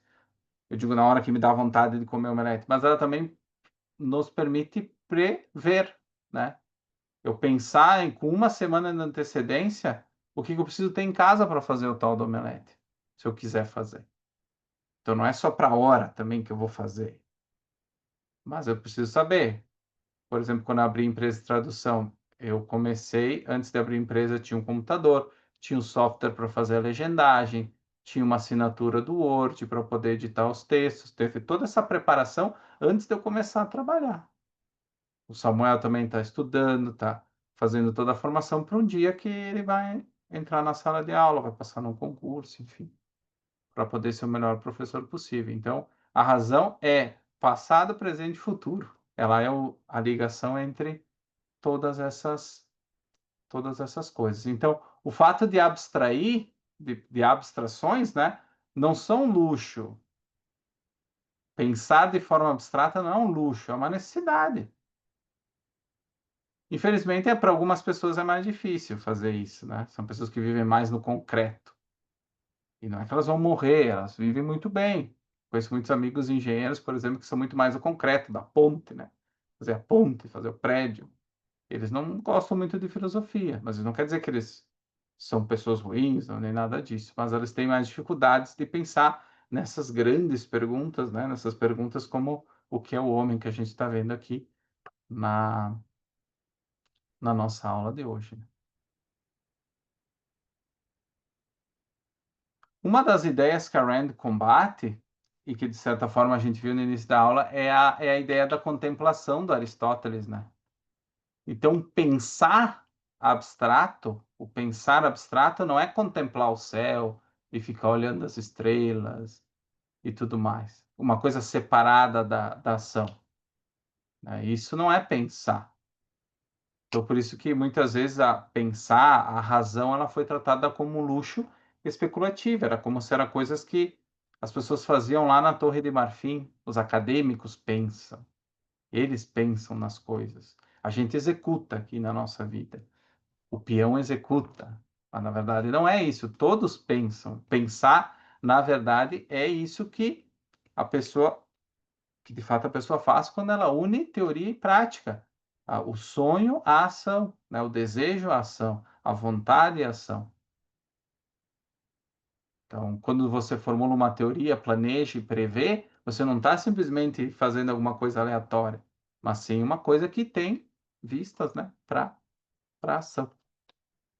Então, o homem. E qual que é a prova disso? Tanto que a Rand ela fala que a ideia de trabalho produtivo e de razão, ela disse que só é possível nós pensarmos nesses termos justamente depois da Revolução Industrial. Porque a Revolução Industrial é a prova que as abstrações, quando aplicadas, se transformam em prosperidade. Até a Revolução Industrial, isso não estava claro para as pessoas. Talvez a gente nunca falaria, se nós estivéssemos ainda numa Idade Média, pré-Revolução Industrial, esses conceitos de capitalismo, de produção, de razão, eram conceitos que talvez até existissem, mas não tivessem lá grande importância. Então a Rand ela marca a Revolução Industrial como essa prova, esse ponto inicial que veio a dar sentido a essa discussão que nós temos hoje aqui. Então a gente pode ter um checklist, né? Nós gostamos de checklists, é mais fácil para organizar o que, que a gente precisa fazer. Então, ela fez o próprio Peikoff traz ao longo do texto um pequeno checklist, assim. Não é direto na cara, né? Não tem uma imagem, como os livros de Kanban e tantas outras coisas. Mas, basicamente, é o seguinte: contexto, então, quais fatos importam, conceitos, que abstrações organizam esses fatos, né? Padrões, que metas definem sucesso ou fracasso, plano, que é o quê? Que meios que ligam fatos afins, e validação, como medir, comparar e corrigir. Uma aula grátis de administração para vocês aqui no meio da nossa aula de filosofia do livro do Par. Então, tendo esses 5 checklists aqui, esses 5 pontos, já é suficiente para a gente compreender. Agradeço pela aula de administração, é gratuito.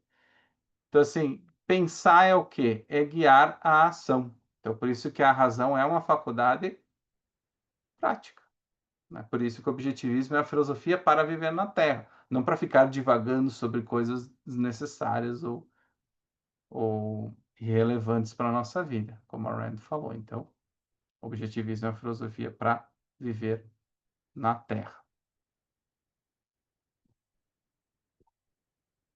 A gente já falou até aqui da unidade do corpo e da mente, em vários exemplos que eu trouxe. Então, eu não vou trabalhar muito aqui o dualismo e o materialismo, que a gente já comentou de certas formas, né? E essa unidade, como a gente sabe, entre corpo e mente, ela tem diversos fatos da realidade que mostram isso, né? Na medicina e na saúde mental, como a gente viu. Então, eu preciso, por exemplo, o médico precisa ver sinais físicos e também interpretação conceitual. Lidar com ansiedade precisa higiene corporal, sono, nutrição, respiração, também com tanto quanto higiene mental, revisão de premissas, estruturação cognitiva, né? Na educação, ensinar a escrever envolve o treino motor, para fazer aquela caligrafia, não sei se vocês tinham letra bonita, eu tinha. E treino abstrato, então gramática, lógica, estrutura do argumento, gramática que o Samuel gosta bastante, eu também gosto, né? Mas o Samuel gosta mais.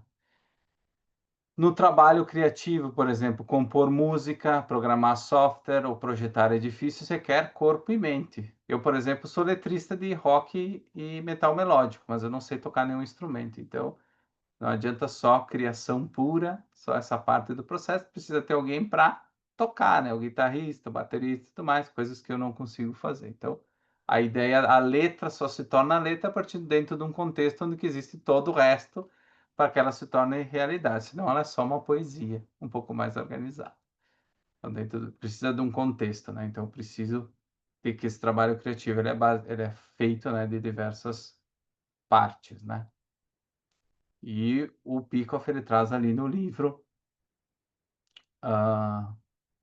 as diferenças entre o dualismo, né, e as consequências disso para a nossa vida, tanto o dualismo como o materialismo que a gente já viu.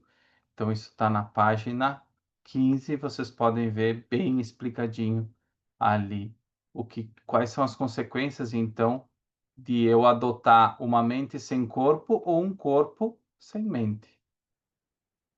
Quais são as consequências de adotar essa ideia? Consultem a página 15 do material que a resposta está lá. Então, é importante, pessoal, que ao longo do processo, como eu me propus a trabalhar o capítulo 6 inteiro nessa aula, eu não vou conseguir entrar. Eu procurei selecionar mais as partes que eu considerava que são mais importantes e que têm mais interesses de vocês também, né? Porque senão vocês não participam aqui da aula. Tipo o Samuel que está se levantando, não pode levantar, senta de novo ali para acompanhar a aula.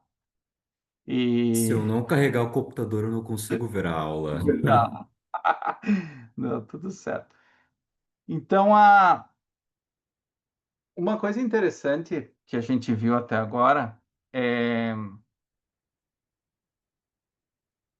a mente é o atributo do indivíduo, ou seja, não existe consciência coletiva. Então, esse é um fato que o Peikoff traz e que eu acho que é fundamental. Então, a razão é o atributo do indivíduo. Não existe digestão ou respiração coletivas, também não existe pensamento coletivo. Cada função vital é um processo de uma entidade particular, e a cognição também é. Então, não tem como eu pegar emprestado um conhecimento. Eu digo, eu posso pegar uma informação, mas isso não quer dizer que vai se tornar um conhecimento. Então, o erro do coletivismo é duplo, né? Ele é metafísico, porque ele trata o grupo como uma entidade superior dotada de uma mente própria, tipo, o grupo diz que aquilo está certo, então eu tenho que aceitar, porque eu sou membro daquele grupo. E epistemológico também é outro problema, porque quando a gente fala em pensamento coletivo, a gente rouba o conceito de pensar, né? Pensar é um ato linear, então observar, abstrair, integrar, julgar, que só pode acontecer dentro de uma consciência volitiva. E cada consciência é individual. Então, um comitê, por exemplo, de uma empresa, ele pode deliberar, mas cada membro vota, cada membro pensa com a sua própria mente e chega na hora de priorizar determinado tema, determinada decisão, se é para fazer uma obra, se é ou não é para contratar um novo CEO e assim por diante. Se é para abrir ou não as ações no mercado, como o Daniel entende melhor. Então, a decisão ela pode ser coletiva, ela pode ser a partir de um voto, mas o ato cognitivo do voto, ele é feito, é sempre pessoal, né? O grupo em si não pensa, né?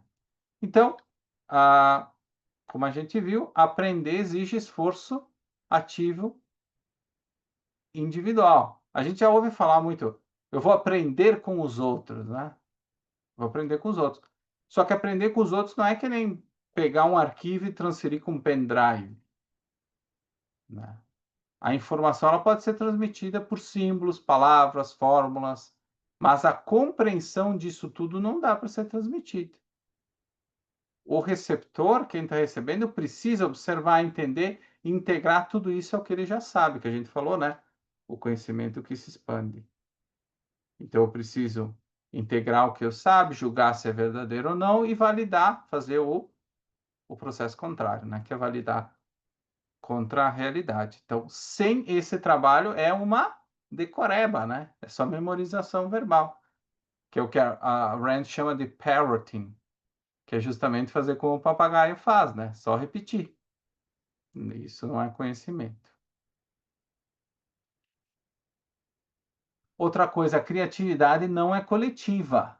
Então, criar significa o quê? Integrar dados de forma original para chegar a algo novo. Então, precisa fazer todo o processo normal. Foco, julgamento, de forma independente. E esses processos não tem como delegar. Então, numa colaboração, eu posso dividir tarefa, mas o insight criativo nasce num momento específico. Como a gente já viu, grandes reflexões, né? Por exemplo, na Revolta de Atlas, a Rand, ela retrata aquele comitê da Taggart Transcontinental como uma paródia do pensamento coletivo, né? Ninguém assume a responsabilidade e todos esperam pelo consenso e no final das contas nada é criado. Então, na história, por exemplo, aquele debate sobre quem foi o primeiro a voar, né?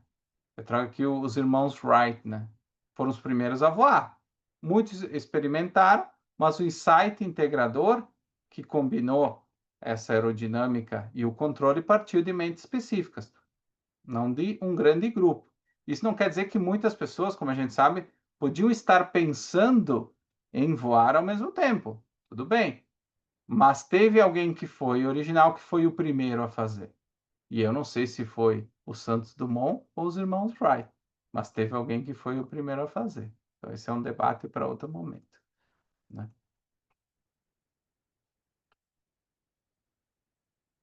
E aqui eu queria papagaiar e macaquear. Exato. Boa, boa. Muito bom insight, Samuel. E essa questão, quando a gente fala de soberania da mente, a gente e criação, né, criatividade, a gente lembra do iPhone, a gente lembra de outras coisas que tiveram um criador, claro, que a gente conhece, o rádio, o notebook e tantas outras coisas.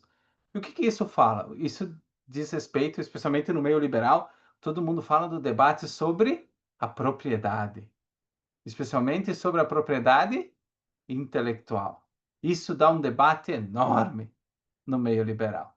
E cada autor, então esse é um adendo, isso não está no capítulo do Pico, mas eu trouxe porque é muito interessante como muitas vezes você diz que existe um mundo liberal, um movimento liberal, sendo que os próprios autores têm muitas diferenças nas suas conclusões filosóficas. E a propriedade intelectual é um lugar perfeito para a gente ver essas diferenças. Então, vou trazer alguns pensadores, não vou trazer todos, que vocês com certeza conhecem, ou pelo menos já ouviram falar. O primeiro deles é o Milton Friedman, o nosso amigo Friedman, do sistema de vouchers, né, do Free to Choose, que é um documentário ainda hoje muito conhecido na internet, que fala sobre economia, políticas públicas. Para ele vê propriedades como incentivos, né? Então, o Friedman, ele é um utilitarista, ou seja, ele defendia a propriedade privada por quê? Porque ela gera incentivos econômicos que favorecem a prosperidade de todo mundo. Então, ele defendia a propriedade intelectual apenas como política pública. Útil se estimulava a inovação e prejudicial se criava, nas palavras dele, monopólios indevidos. Então, para ele, a mente e a criação eram o quê? Meios para um fim social. E o que a Rand falaria? Isso é um erro. A criação deve ser protegida porque é fruto do raciocínio do criador, não porque ela gera estatísticas positivas. Veja como já tem uma diferença entre o Friedman e a Rand nessa questão de propriedade. O Friedrich Hayek, que com certeza vocês conhecem também, a propriedade para ele o contexto da propriedade é como ordem informacional, ou seja, a propriedade era o quê? É um meio de usar informação dispersa de forma eficiente. Então ele rejeitava a propriedade intelectual por quê? Porque para ele, monopólios sobre ideias atrapalham a difusão de conhecimento e, portanto, o progresso do coletivo, né? Então, sim, a Rand concordaria com Hayek de que os indivíduos têm conhecimento local, ou seja, eu tenho um conhecimento bem específico, o Samuel tem, o Daniel tem também. Mas lembraria, o ato criador não é apenas informação circulando por aí. É um valor novo produzido por uma mente específica. Então, quando eu nego a propriedade intelectual, eu estou negando esse ato criativo. Eu estou dizendo, o ato de criação de um novo curso pelo Samuel, ele não existe. De verdade, ele não existe. Ele é só uma forma de organizar a informação que circula. Ou seja, essa informação que está ali voando e o Samuel pegou e colocou numa caixinha. Mas o fato é que essa informação, o que importa é essa informação que circula. E não necessariamente foi o Samuel ou o Daniel que fez. Isso não importa. Então, a propriedade é esse meio para uma ordem informacional. E que vocês conhecem como ordem espontânea. Vocês já ouviram essa terminologia? Essa é a ordem espontânea. Para o John Locke, né, a propriedade era o que? Era a mistura de trabalho e recurso. Então, quando eu misturava, por exemplo, lá na Idade Média, eu misturava o trabalho, eu pegava um lote de terra e começava a trabalhar aquela terra ali, essa terra se tornava minha. Eu me tornava proprietário dela porque eu adicionava, é tipo a semente, é como se fosse uma semente. Eu jogo a semente ali na terra e cresce alguma coisa. Então, ou seja, eu coloquei meu trabalho na terra, eu me torno proprietário dela. Eu tornei ela produtiva, então ela é minha. E esse modelo explicava a árvore cortada e a área cultivada, mas não ideias.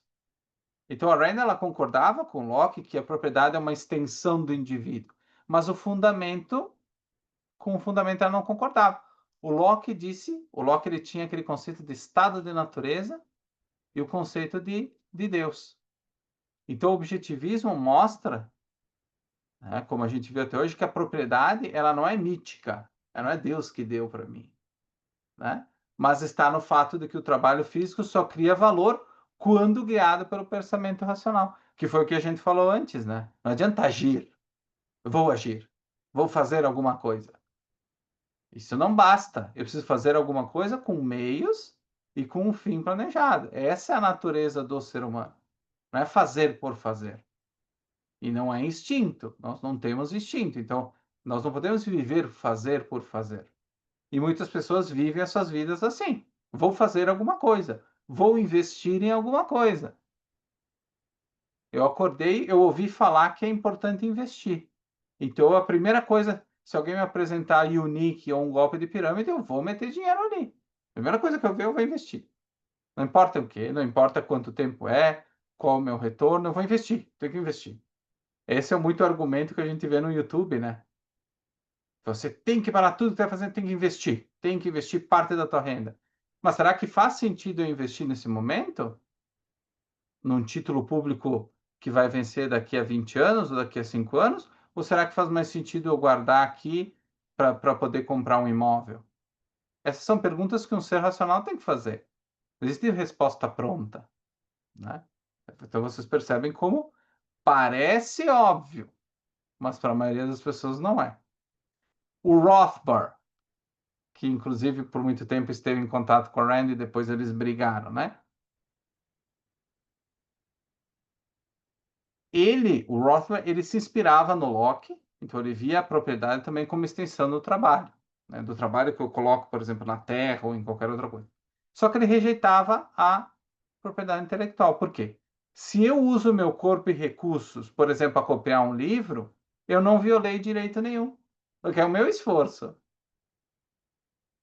Não importa quem fez o livro. O que importa é o meu esforço, o meu trabalho no processo de piratear o livro que alguém escreveu. Só que essa visão ela é errada por quê? Porque o valor não está no papel, na tinta, mas na ideia de quem organizou e escreveu o livro. Então, copiar sem criar é parasitismo, ou seja, é usufruir da mente de quem escreveu o livro sem reconhecer o direito dela. Ou seja, sem eu pagar para comprar o livro, sem o, todo esse processo que a gente entende dentro de uma sociedade capitalista. Então, essa era a visão do Rothbard, meio louca, né? Mas essa era a visão dele. O Hope, ele defendia uma outra coisa, propriedade como autopropriedade. Esse conceito de autopropriedade, muitas vezes ele é colocado como um conceito que a Rand aceita. Isso não é verdade, a gente vai ver numa outra aula. O Hope sustentava que, quando a gente conversa, já aceitamos automaticamente a autopropriedade. Ou seja, o fato que eu existo com direitos e que tu existe com direitos também. Tá? E disso derivaria o direito ao fruto do trabalho físico. Então, ele é parecido com o Rothbard no sentido que ele diz assim, copiar uma ideia seria mero uso legítimo do corpo, do meu corpo. Só que aí que reside o problema da autopropriedade. Porque o Hope ele está fazendo o quê? Um tipo de materialismo. Ele está tentando reduzir tudo ao corpo. A autopropriedade só é real porque nós somos seres racionais. O direito do fruto ao fruto do corpo decorre do direito ao fruto da mente. Ou seja, eu não tenho direito ao fruto que outro produziu. O livro que o Samuel escreveu, é ele que escreveu. Ele que tem direito, o corpo dele, se tu queira chamar, ao fruto do trabalho dele, ao fruto da mente dele. É ele que tem direito. Não sou eu. Então não basta eu me identificar como um corpo, como um ser humano, e o Samuel como outro. E aí a gente se compartilha as coisas numa ideia de autopropriedade. Né? Isso não funciona. O Kinsella, que vocês conhecem, talvez, ele é um economista austríaco, diz que a propriedade era a sociedade dentro de um contexto do debate sobre escassez. Então, a propriedade ela existe para quê? Para evitar conflitos sobre recursos escassos. Como ideias não são escassas, ou seja, podem ser copiadas sem destruir o livro original, elas não podem ser apropriadas, né? Então, essa é uma visão muito comum no meio austríaco. E a Rand rebate isso. Ela diz, o valor não depende de escassez física, mas do ato criativo que gera um bem objetivo. Se ideias não fossem valores, ninguém teria interesse em copiá-las. Essa é a defesa dela. Então, essa ideia da escassez é um outro absurdo, né? E é muito comum dentro da escola austríaca, né? Então, a propriedade ela não é uma solução para a escassez. Porque senão eu estou falando do quê? Eu estou colocando o valor da minha mente numa relação econômica. Então, não tem muitas pessoas que pensam coisas legais e úteis como o Mateus. Então, todo mundo vai expropriar o Mateus. Né? Essa ideia de que ideias não são escassas, é absurdo. Ideias são escassas, sim, são escassas. Quantas pessoas, por exemplo, montaram o plano de investimento de longo prazo que o Daniel me apresentou? É só o Daniel. Quantas pessoas têm um método de ensino de inglês como o Samuel tem? É só o Samuel. Quantas pessoas têm um método, um processo de tradução como eu faço? Eu conheço milhares de tradutores e ninguém traduz com o mesmo processo que eu tenho na minha empresa.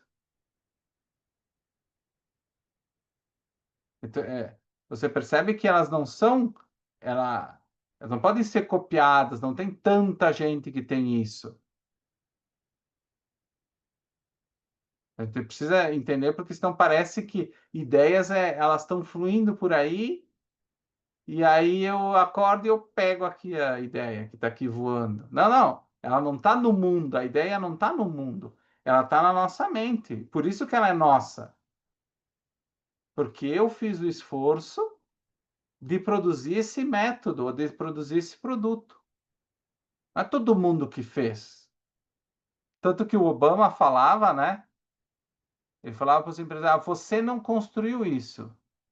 You didn't build that. Para dizer então que o empresário ele só tinha a empresa dele porque tinha estrada, porque tinha o pedágio, porque tinha a infraestrutura básica e tudo mais. Sim, isso existe, mas o empresário ele não, ele utiliza esse serviço, ele paga por eles, inclusive, todos nós pagamos, né, para usar esse serviço. Mas não é porque existe a estrada que existe a transportadora, ou porque alguém plantou o trigo. Não é essa a relação, né? Exatamente, ideias como Pokémons, que eu vou caçando com o aplicativo Pokémon Go. Eles aparecem do nada e eu vou capturando, né? Surgem do nada. Estão no mundo, então eu só preciso capturar eles. Não é assim, né, que funciona. E, de fato, se uma grande empresa vier ou algum outro indivíduo e roubar as ideias do Samuel, ele realmente pode perder o sustento dele, ou perder muitos clientes, ou daqui a pouco ficar impossibilitado de sobreviver.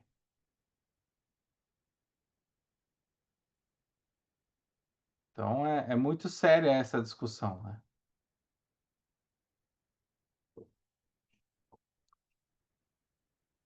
Como a gente viu, os irmãos Writers eles não construíram apenas peças, pegaram um monte de pecinhas, construíram um monte de peças e, e ficou ali, e juntou tudo num lugar, e juntou elas de alguma forma. Não, eles entregaram princípios para criar o voo, né? O Edison não pegou só vidro e metal e concebeu um processo novo, ele juntou. Ele pegou um pedaço de vidro aqui, um pedaço de metal, e aí a coisa aconteceu. Não foi assim, né? Então, a propriedade intelectual é justamente o quê? O elo entre a razão e a vida, entre a minha razão e a minha vida.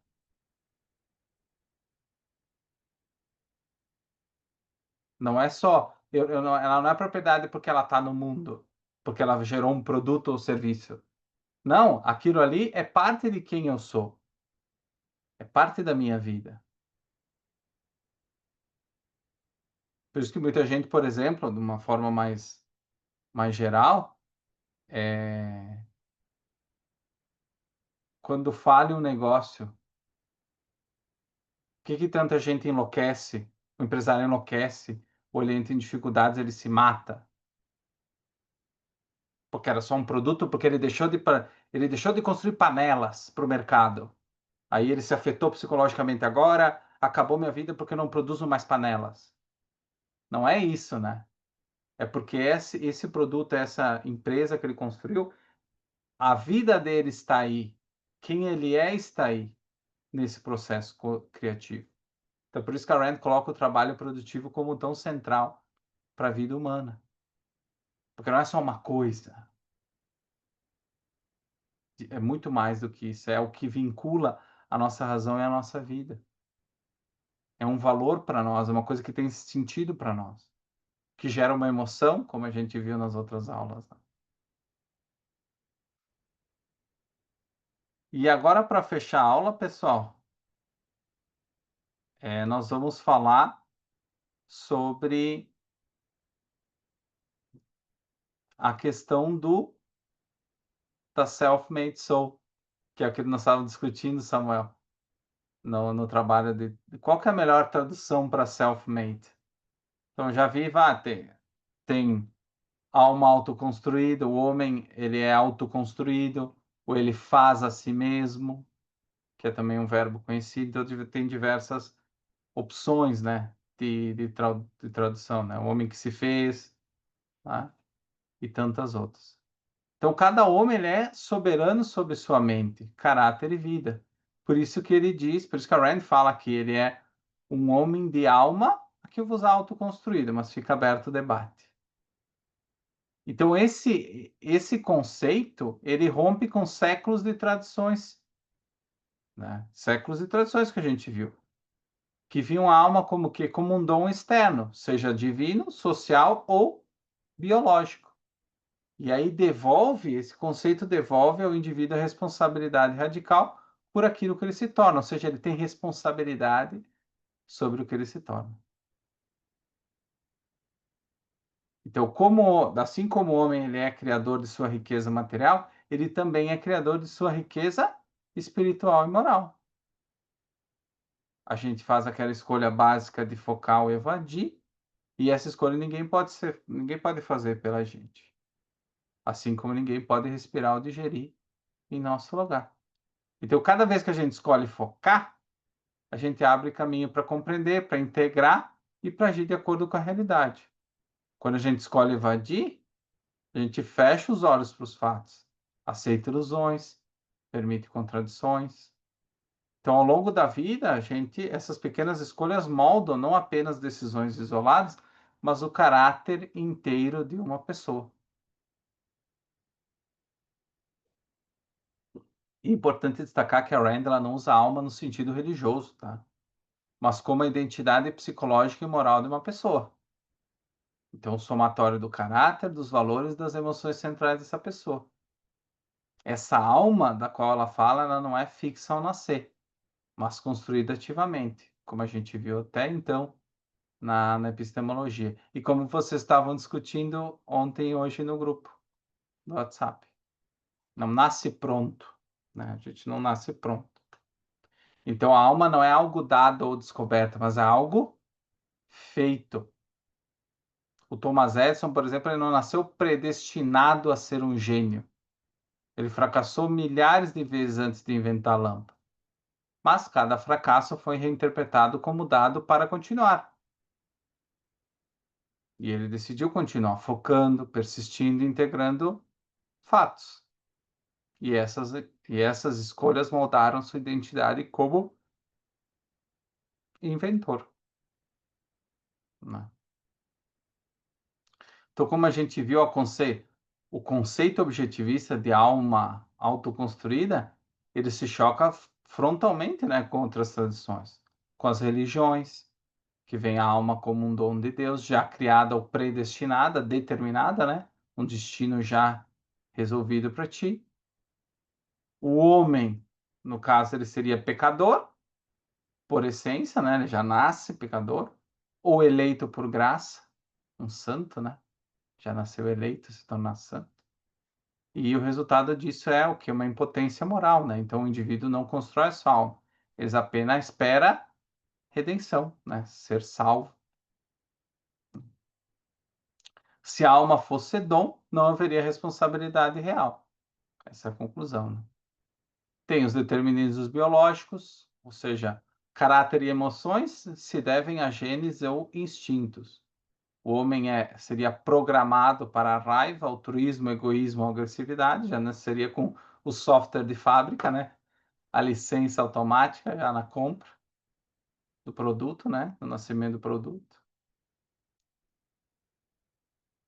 Então, existe um campo, por exemplo, a sociobiologia, explica a moralidade como seleção natural, né? Será que isso é verdade?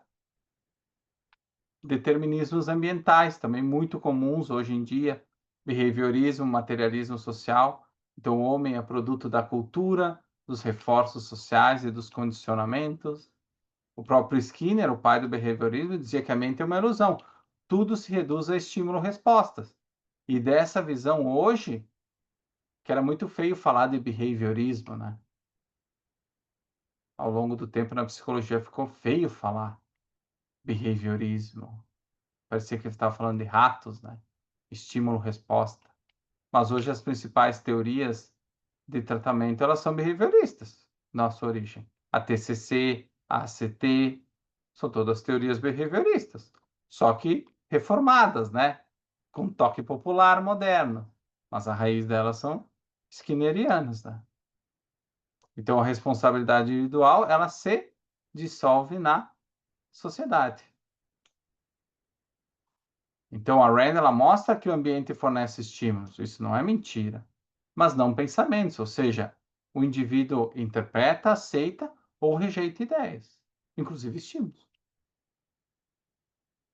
Então, o pragmatismo é outra visão, tá? Valores são convenções úteis, o caráter é moldado por pressões do momento, ou seja, eu vou fazer o que funciona agora. Não importa princípios, para quê? Se preocupar com essas bobagens. Vamos agir como dá e pronto. Não existem princípios fixos, só ajustes contingentes. É assim que o pragmatista pensa. E o resultado disso também é dissolução do indivíduo em um fluxo social. Se a minha condição, se o meu contexto mudar um pouquinho, eu vou mudar também. Eu vou mudar a minha resposta, né? Então, eu dissolver princípios em conveniência é dissolver a alma, porque eu não tenho uma continuidade ao longo do tempo. Muda todo dia. Hoje eu reajo de uma forma, amanhã eu penso diferente. Que as pessoas falam, né? Ter a mente aberta. Ter a mente aberta é um dos maiores crimes que a Rand condena, né? Nós temos que ter a mente ativa, a mente num processo de julgamento, não ter a mente aberta. Porque a porta aberta entra mosquito, né? Deixa a janela aberta, entra um monte de mosquito aqui. Isso não é bom. Isso é muito desagradável. Então imagina quanta porcaria entra na nossa mente aberta. Quando a nossa mente é só aberta, um portão aberto, né? Abrir demais a cabeça, cai o cérebro, né? Muito boa, né? Digo, Samuel. E a Rand, então, como a gente viu, ela diz que a alma é autoconstruída. Cada indivíduo escolhe pensar ou evadir. Ideias, valores, emoções, caráter, destino. Essa é a ordem das setas, né? Emoções não são primárias, são consequências e responsabilidade moral. Cada pessoa é autora de sua própria alma. E na obra da Rand existem diversos exemplos, por exemplo, como o John Galt, né, da Revolta de Atlas. E tantos outros heróis, né, também que fazem parte do, do processo de conhecimento. Na pergunta 16 e 17, eu reforço, com uma explicação bem detalhada, a questão do livre-arbítrio como raiz da responsabilidade humana, né? Ou seja, a nossa característica como nós temos essa característica de poder escolher, de escolher focar ou evadir, isso então está na raiz da nossa capacidade de buscar valores, né? E de construir a nossa própria alma. Então eu reforço esse material, porque esse material de certa forma, ele recupera muito do que nós vimos em epistemologia, né? Especialmente o foco, toda essa discussão do capítulo 2 e 3 do livro, também é comentado no material ali nas últimas 3 páginas. Mas como a gente já viu isso em detalhe por muito tempo, não tem necessidade de repetir nesse momento. Então, pessoal, hoje vocês não fizeram muitas perguntas no áudio, fica à disposição esses últimos 10 minutos para a gente tirar dúvidas. Essa aula, então, foi a aula referente ao capítulo 6, a antessala, né, a metaética. E a partir do próximo aula nós vamos entrar mesmo na ética do egoísmo racional, né, da Rand, que depois ano que vem nós vamos refletir também, né, e expandir a partir do momento que a gente faz o curso da virtude do egoísmo, que eu sei que o Samuel está ansioso para fazer já. Fala, Léo. É, então, Matheus, eu só não entendi muito bem como é que funciona a proteção da propriedade intelectual. Isso eu não entendi muito bem. Isso ficou muito solto pra mim, ficou muito vago. Beleza, propriedade intelectual, mas como que a gente protege isso? Desde a perspectiva objetivista, a proteção da propriedade intelectual ela se dá no contexto de leis de propriedade intelectual, principalmente, né? Existem acordos privados de empresas, né? Por exemplo, eu vou te dar um exemplo que não é empresa necessariamente, mas uma equipe de Fórmula 1. Então, o engenheiro, quando ele troca de equipe, ele assina um contrato ou ele fica um ano, onde que ele não pode trabalhar para outra equipe, e ele assina um contrato que ele não vai levar esses conhecimentos para, por exemplo, ele não vai levar um projeto que ele fez para uma equipe X para copiar e fazer igual numa outra. Então ele não tem como, ele vai usar o conhecimento dele, mas ele se compromete a não fornecer informações consolidadas, por exemplo, uma asa de um carro para uma outra equipe. Então existe o contra a lei, que é o sistema judiciário, então existem leis de propriedade intelectual. Por exemplo, tu tem que registrar uma patente e tudo mais, então existem diversas formas de proteção, né? Então não se dá só no nível filosófico, como eu trouxe aqui na aula, nessas compreensões sobre o conceito de propriedade. Mas no mundo real, né, eu digo na prática, isso se dá através do registro de marcas e patentes. Assim que se dá. E que está de acordo, muitas vezes, se você fosse levar a reflexão filosófica, por exemplo, do ponto de vista objetivista, ele muitas vezes, em grande parte, ele espelha essa visão filosófica no formato de lei. Então, não é um sistema perfeito, mas é um sistema que tem sido muito eficiente ao longo do tempo. Isso não quer dizer que ele não seja criticado, que ele não tenha falhas, né? Hoje em dia, por exemplo, quando você vai falar de propriedade intelectual de software, quando uma determinada empresa conta com 100 programadores, é complicado falar de propriedade intelectual nesse contexto. Quem fez que parte? Como é que eu divido isso? Né? Então, como a própria definição de lei objetiva, a reflexão sobre leis de propriedade intelectual, marcas e patentes, como eu chego numa forma objetiva de ter um processo de marcas e patentes? O que faz sentido? O que não faz? O que pode gerar uma injustiça dentro de uma distribuição de marca e patente? Como é que eu faço esse equilíbrio?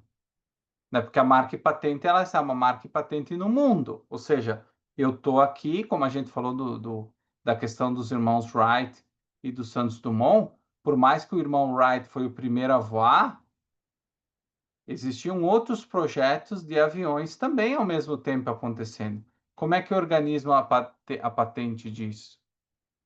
É quem veio primeiro? É quem apresentou o primeiro projeto? Tem gente que apresenta o projeto e não registra.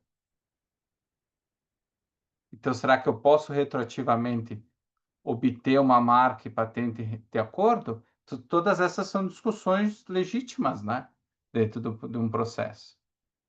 Então, não nasce pronto, ou seja, a noção da RAND, da propriedade intelectual com base no teu esforço, no produto da tua mente, ela vai ser universalmente verdadeira. Ela pode ser provada, tu pode fazer um argumento convincente com relação a isso. Mas como é que eu argumento, como é que eu organizo isso na realidade? Essa é uma outra coisa. Então não está pronto, né? Eu digo, tá construído de uma determinada forma. O próprio mercado de marcas e patentes, ele muda. No Brasil, muitas vezes tem coisas em comum com os Estados Unidos, mas tem processos de marcas e patentes que são muito diferentes nos Estados Unidos. Então, não existe um sistema universal de marcas e patentes. Tanto que, por exemplo, tu registra uma marca aqui no Brasil, se tu não registrar nos Estados Unidos, não vale nada isso que tu registrou aqui. Tu precisa fazer um processo de marca e patente nos Estados Unidos. Senão ela não existe, entende? Naquele contexto. Eu não tenho como entrar na justiça americana dizendo que o americano copiou a minha invenção, só dizendo assim, não, eu registrei no Brasil primeiro. Tá, mas como é que eu sei que o cara aqui não estava pensando ao mesmo tempo que tu? Então, não é um processo automático, é um processo muito complexo, na verdade. O que eu busquei na aula era justamente trazer essas visões mais amplas filosóficas sobre o que é propriedade. Porque, claro, essas visões filosóficas, elas vão inspirar políticas ou não, políticas públicas, né, e visão política, né, uma visão do coletivo com relação àquelas questões, como eu vou abordar. Então, o anarcocapitalista, uma sociedade anarcocapitalista, ela jamais teria um sistema de marcas e patentes, pela própria definição que eles dão de propriedade. Então, a definição que a Rand dá, o que a gente tem hoje, a gente pode dizer que é um pouco da perspectiva de Rand, um pouco da perspectiva de Friedman, utilitarista, então esse bem social. Então, existe uma confusão no que a gente fala de marcas e patentes hoje. Então, eu não posso dizer assim, não, o sistema de marcas e patentes que existe, ele é inspirado no objetivismo. Eu não posso dizer isso. Não quer dizer que não tem nenhum elemento do que a Rand pensou, mas ele é muito mais, vamos dizer assim, monetarista, muito mais Friedman do que outra coisa. Mas essa é uma discussão bem, bem bacana. Mais alguma pergunta? Fala, Samuel. Não é necessariamente uma pergunta, mas só para indicar o Léo. Eu não sei se ele chegou a ler esse livro aqui, né? Capitalismo, Ideal Desconhecido. Mas aqui tem um capítulo que se chama Patentes e Direitos Autorais, capítulo 11. Aí ela entra em detalhe, né, nessa discussão. Estava até aqui revendo uns trechos. Exato, esse livro saiu pelo Clube Ludovico e depois pela LVM. Esse eu não traduzi, mas ele é muito bacana, muito bom.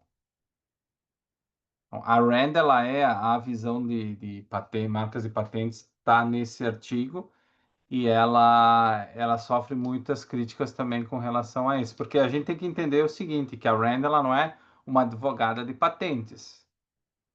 Então, na época que ela escreveu esse artigo, por exemplo, não tinha inteligência artificial, não tinha microchips, não tinha programação de software. Então, esse texto, ele não tem capacidade hoje para responder muitas das questões atuais sobre direitos de propriedade. Por exemplo, a questão da IA. Se eu pego um código, se eu peço para ele fazer um código, eu copio no meu código dentro da empresa. Como é que isso funciona? Eu estou pegando emprestado e não estou dando crédito para a OpenAI, por exemplo. Então, esse artigo ele te dá uma definição muito boa da perspectiva dela, só que aí o esforço de aplicar, de atualizar isso para o nosso contexto atual fica por tua conta, ou de alguém que gosta de patentes, né? Mas a visão filosófica é essa que eu trouxe para vocês, em linhas gerais. Mais alguma colocação, pessoal? Alguma pergunta? Samuel, depois se tu tiver algumas partes que tu achou mais interessante, pode tirar uma foto e compartilhar no grupo aí, marca o Léo também, já que a gente trabalhou esse tema agora no final. Acho que é importante a gente dar seguimento. O Felipe também vai comentar, que ele é da área de software, eu acho que ele pode trazer insights bem legais também sobre essa propriedade intelectual, sobre essa questão, né, dentro do contexto dele, que eu, por exemplo, não sei muito, eu sei que é confuso e que já teve muitas discussões na justiça sobre isso ao longo do tempo.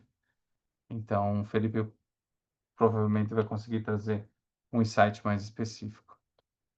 Agora, então, ótima noite, pessoal. Muito bom ter a presença de vocês. Ter cuidado, porque senão o Daniel tá Tá cansado já. Então, um abraço, hein? Uma ótima noite, pessoal. Amanhã tá disponível o material. Até.